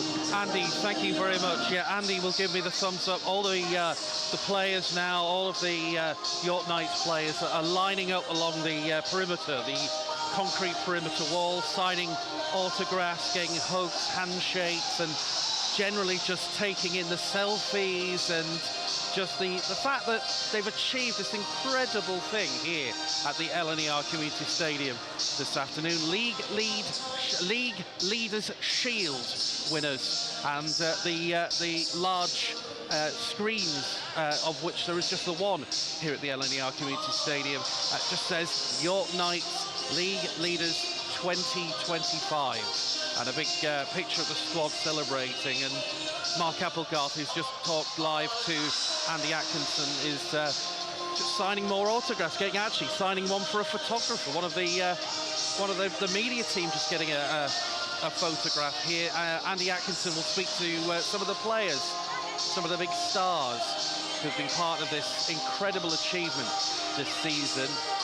I see Brendan Santee getting a hug of a more senior fan, just doing a couple of high fives, a couple more hugs, a couple more selfies. Andy Atkinson, you've got some live reaction.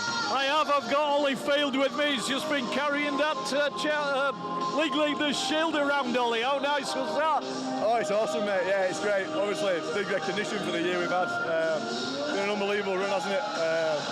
So happy days. You know, we're well aware, and I'm sure Master's told you before, we're well aware we've got another job to do in a couple of weeks' time, but yeah, we'll enjoy this for what it is, 100%.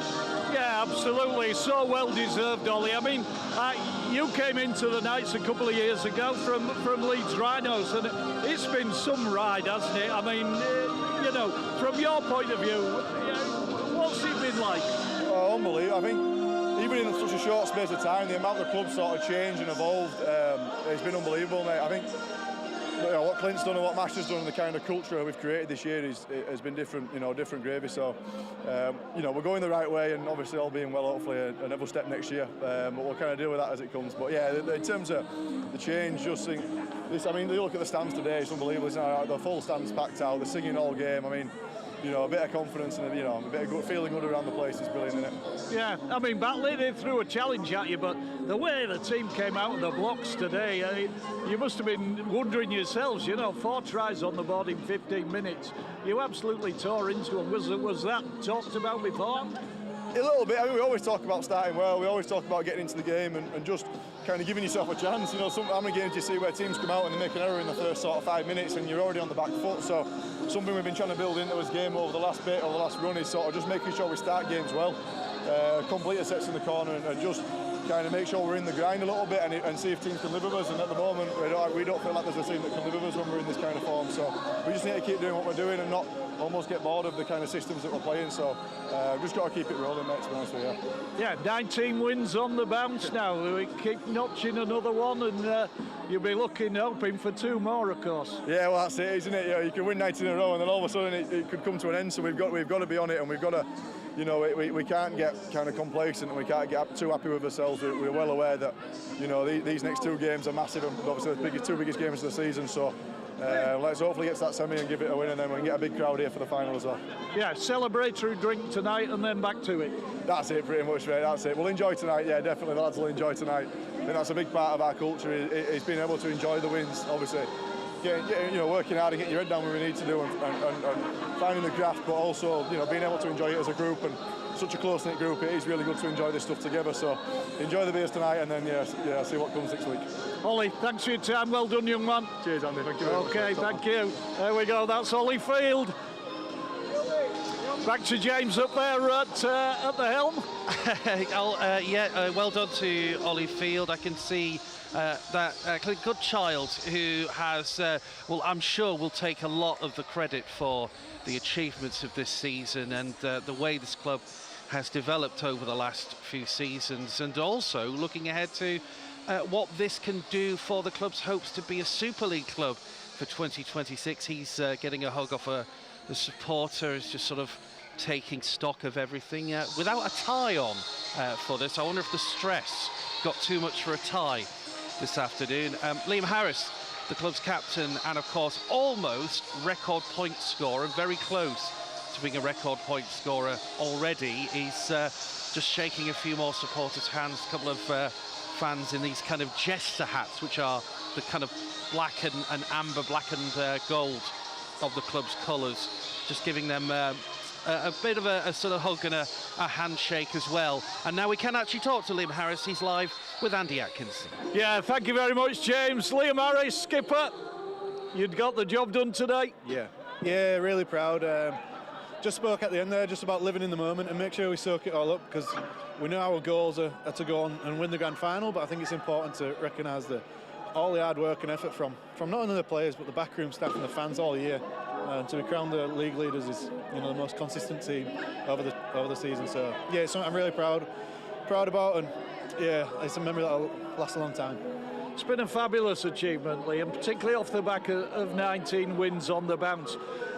If you look back to early in the season, those 3 defeats, was there still a real belief that you'd got such a good side that couldn't continue, things were going to turn? But did you ever imagine that at that point that you might be in the position you're in today?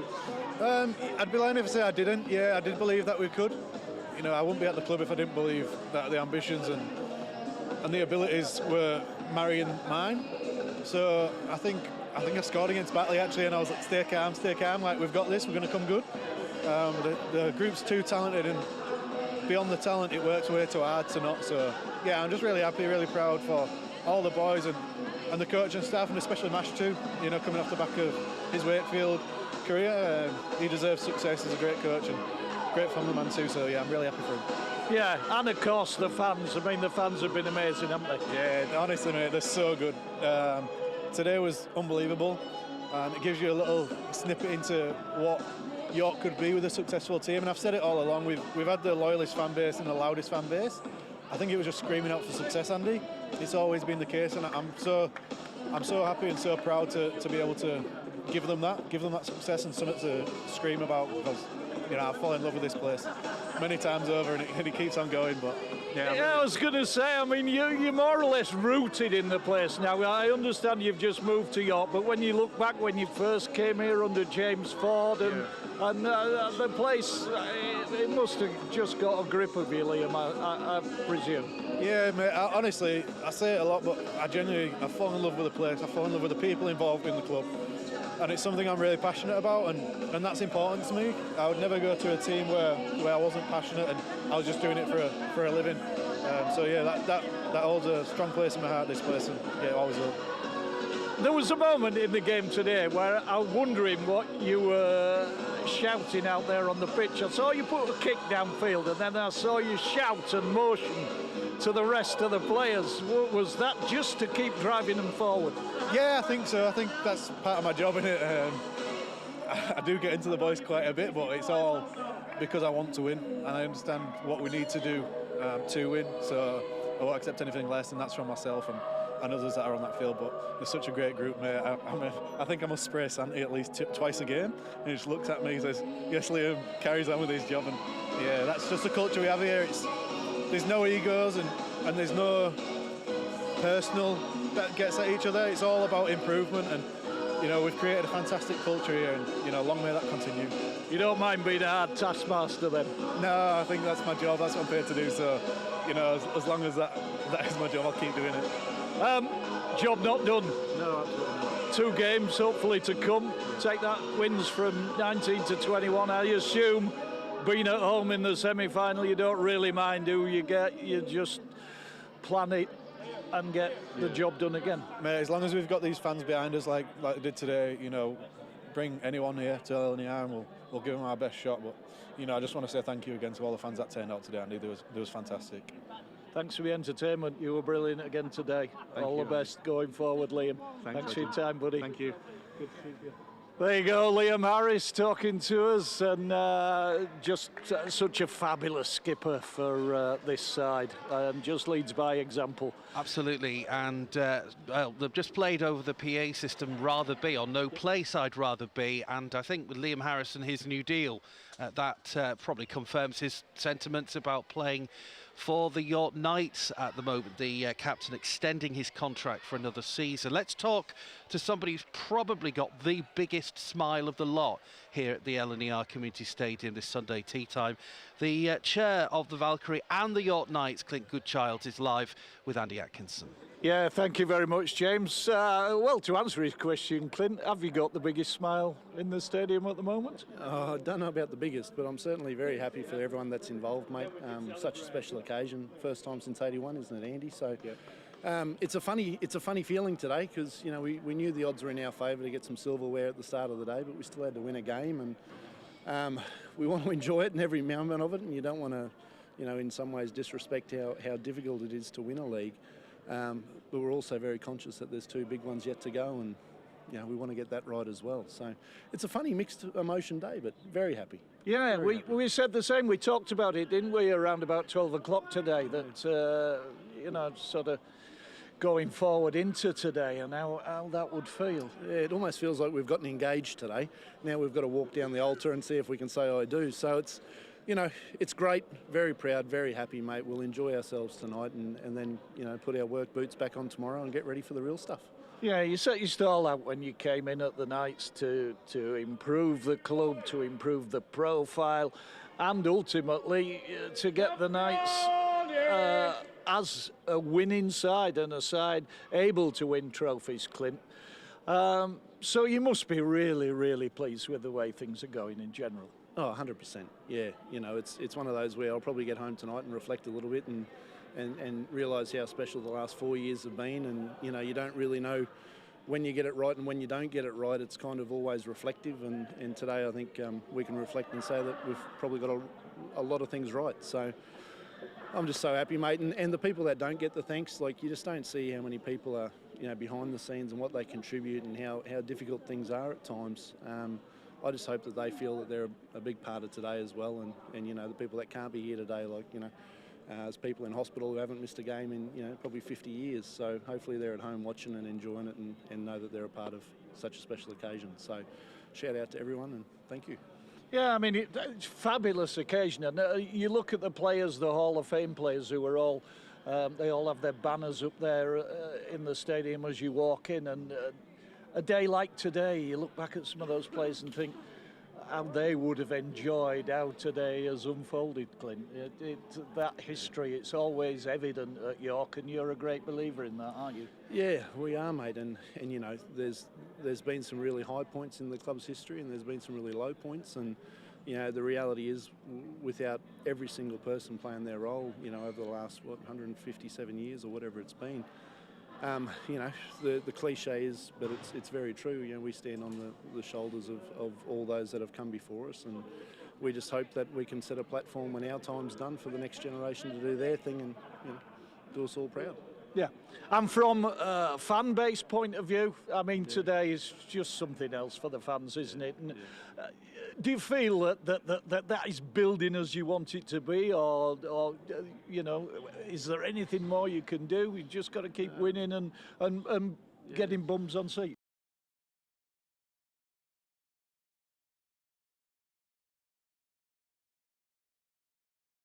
I don't know what the final figure was, but let's say we're knocking on the door of 4,000 people today. Well, I can tell you Batley didn't bring many. And so, you know, York is a rugby league city. It always has been and it always will be. And I know that the city will get behind us, and they are. When that semi-final's here, when, you know, whether it's Saturday or Sunday, I think we'll see even larger crowd numbers. And I think that, you know, everyone knows what we're about now and that they've bought in. And I can't wait. And I have no qualms about, you know, what audience we have and who we play for. This is our city and we play for them. So I'm excited for where we are, and I'm, you know, anxious to take that next step, and you know, hopefully find ourselves in the top tier and prove ourselves. So, yeah, very excited, mate. May not sound it, but I actually am. Yeah. Clint, wonderful. Thanks very Andy, much. Thanks for speaking to us. Yes. Andy, while you've got Clint, I can't ask him this question for technical reasons, but hello, Clint, you can see me, I can wave at you, and you can hear me. I just wonder what today and the occasion and everything about today and the result does for the club's hopes to be a Super League team. Yeah, James is just asking there, today, the occasion and the way things have unfolded. And he's asking what that does for York's ambitions to move into Super League, Clinton. Well, it doesn't hurt. It doesn't hurt our ambitions, does it? You know, anytime you presented silverware on home soil with a comprehensive win against a very tough and proud club in Batley, and you do it in front of such a large home crowd, it doesn't hurt our ambitions at all. But what it really does is lays the platform for us to have, you know, 2 big games on our home stage to prove what we're about. And I assure you, there's no arrogance when I say this, but I know if our guys turn up and they do their job to the best of their ability, that we have a very, very good chance of walking away with another win in the next, you know, potential 2 games. So, yeah, it doesn't hurt our chances, I don't think, mate. What do you think?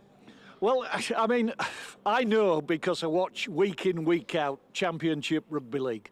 I know the quality of Championship Rugby League, and it is a superb product. And for a team to finish at the top of that pile, that's got to be a very, very good team. And I think that possibly the Knights on their day can certainly compete with some of those sides that are in Super League this season. So that's my take on it. It's a big call. It's a big call.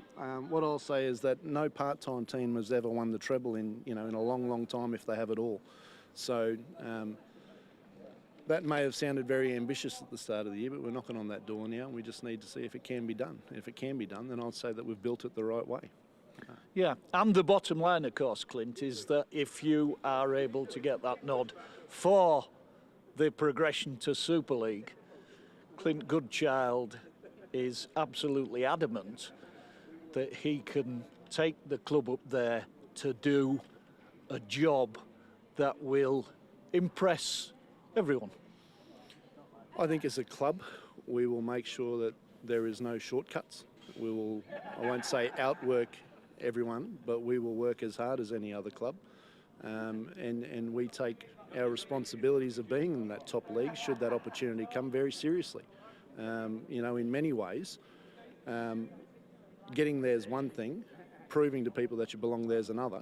And we take that responsibility, and it is a responsibility. We have to be of that standard. If you're going to be in the top tier of any competition like Super League, you have a responsibility to bring everything to that competition, and that's something that we take very serious, and we will make sure that we leave no stone unturned in getting prepared for that. So that's all I can say, really.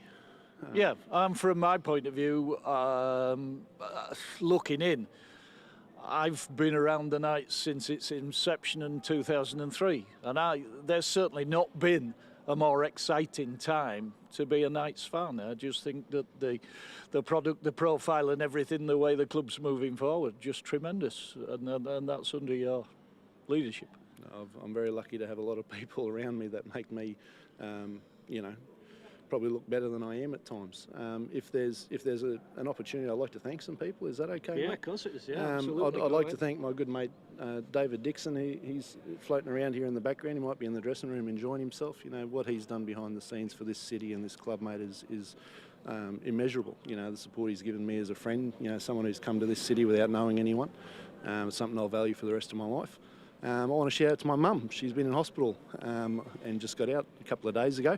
G'day, Mum. Hope you're feeling better, and hope you enjoyed that one.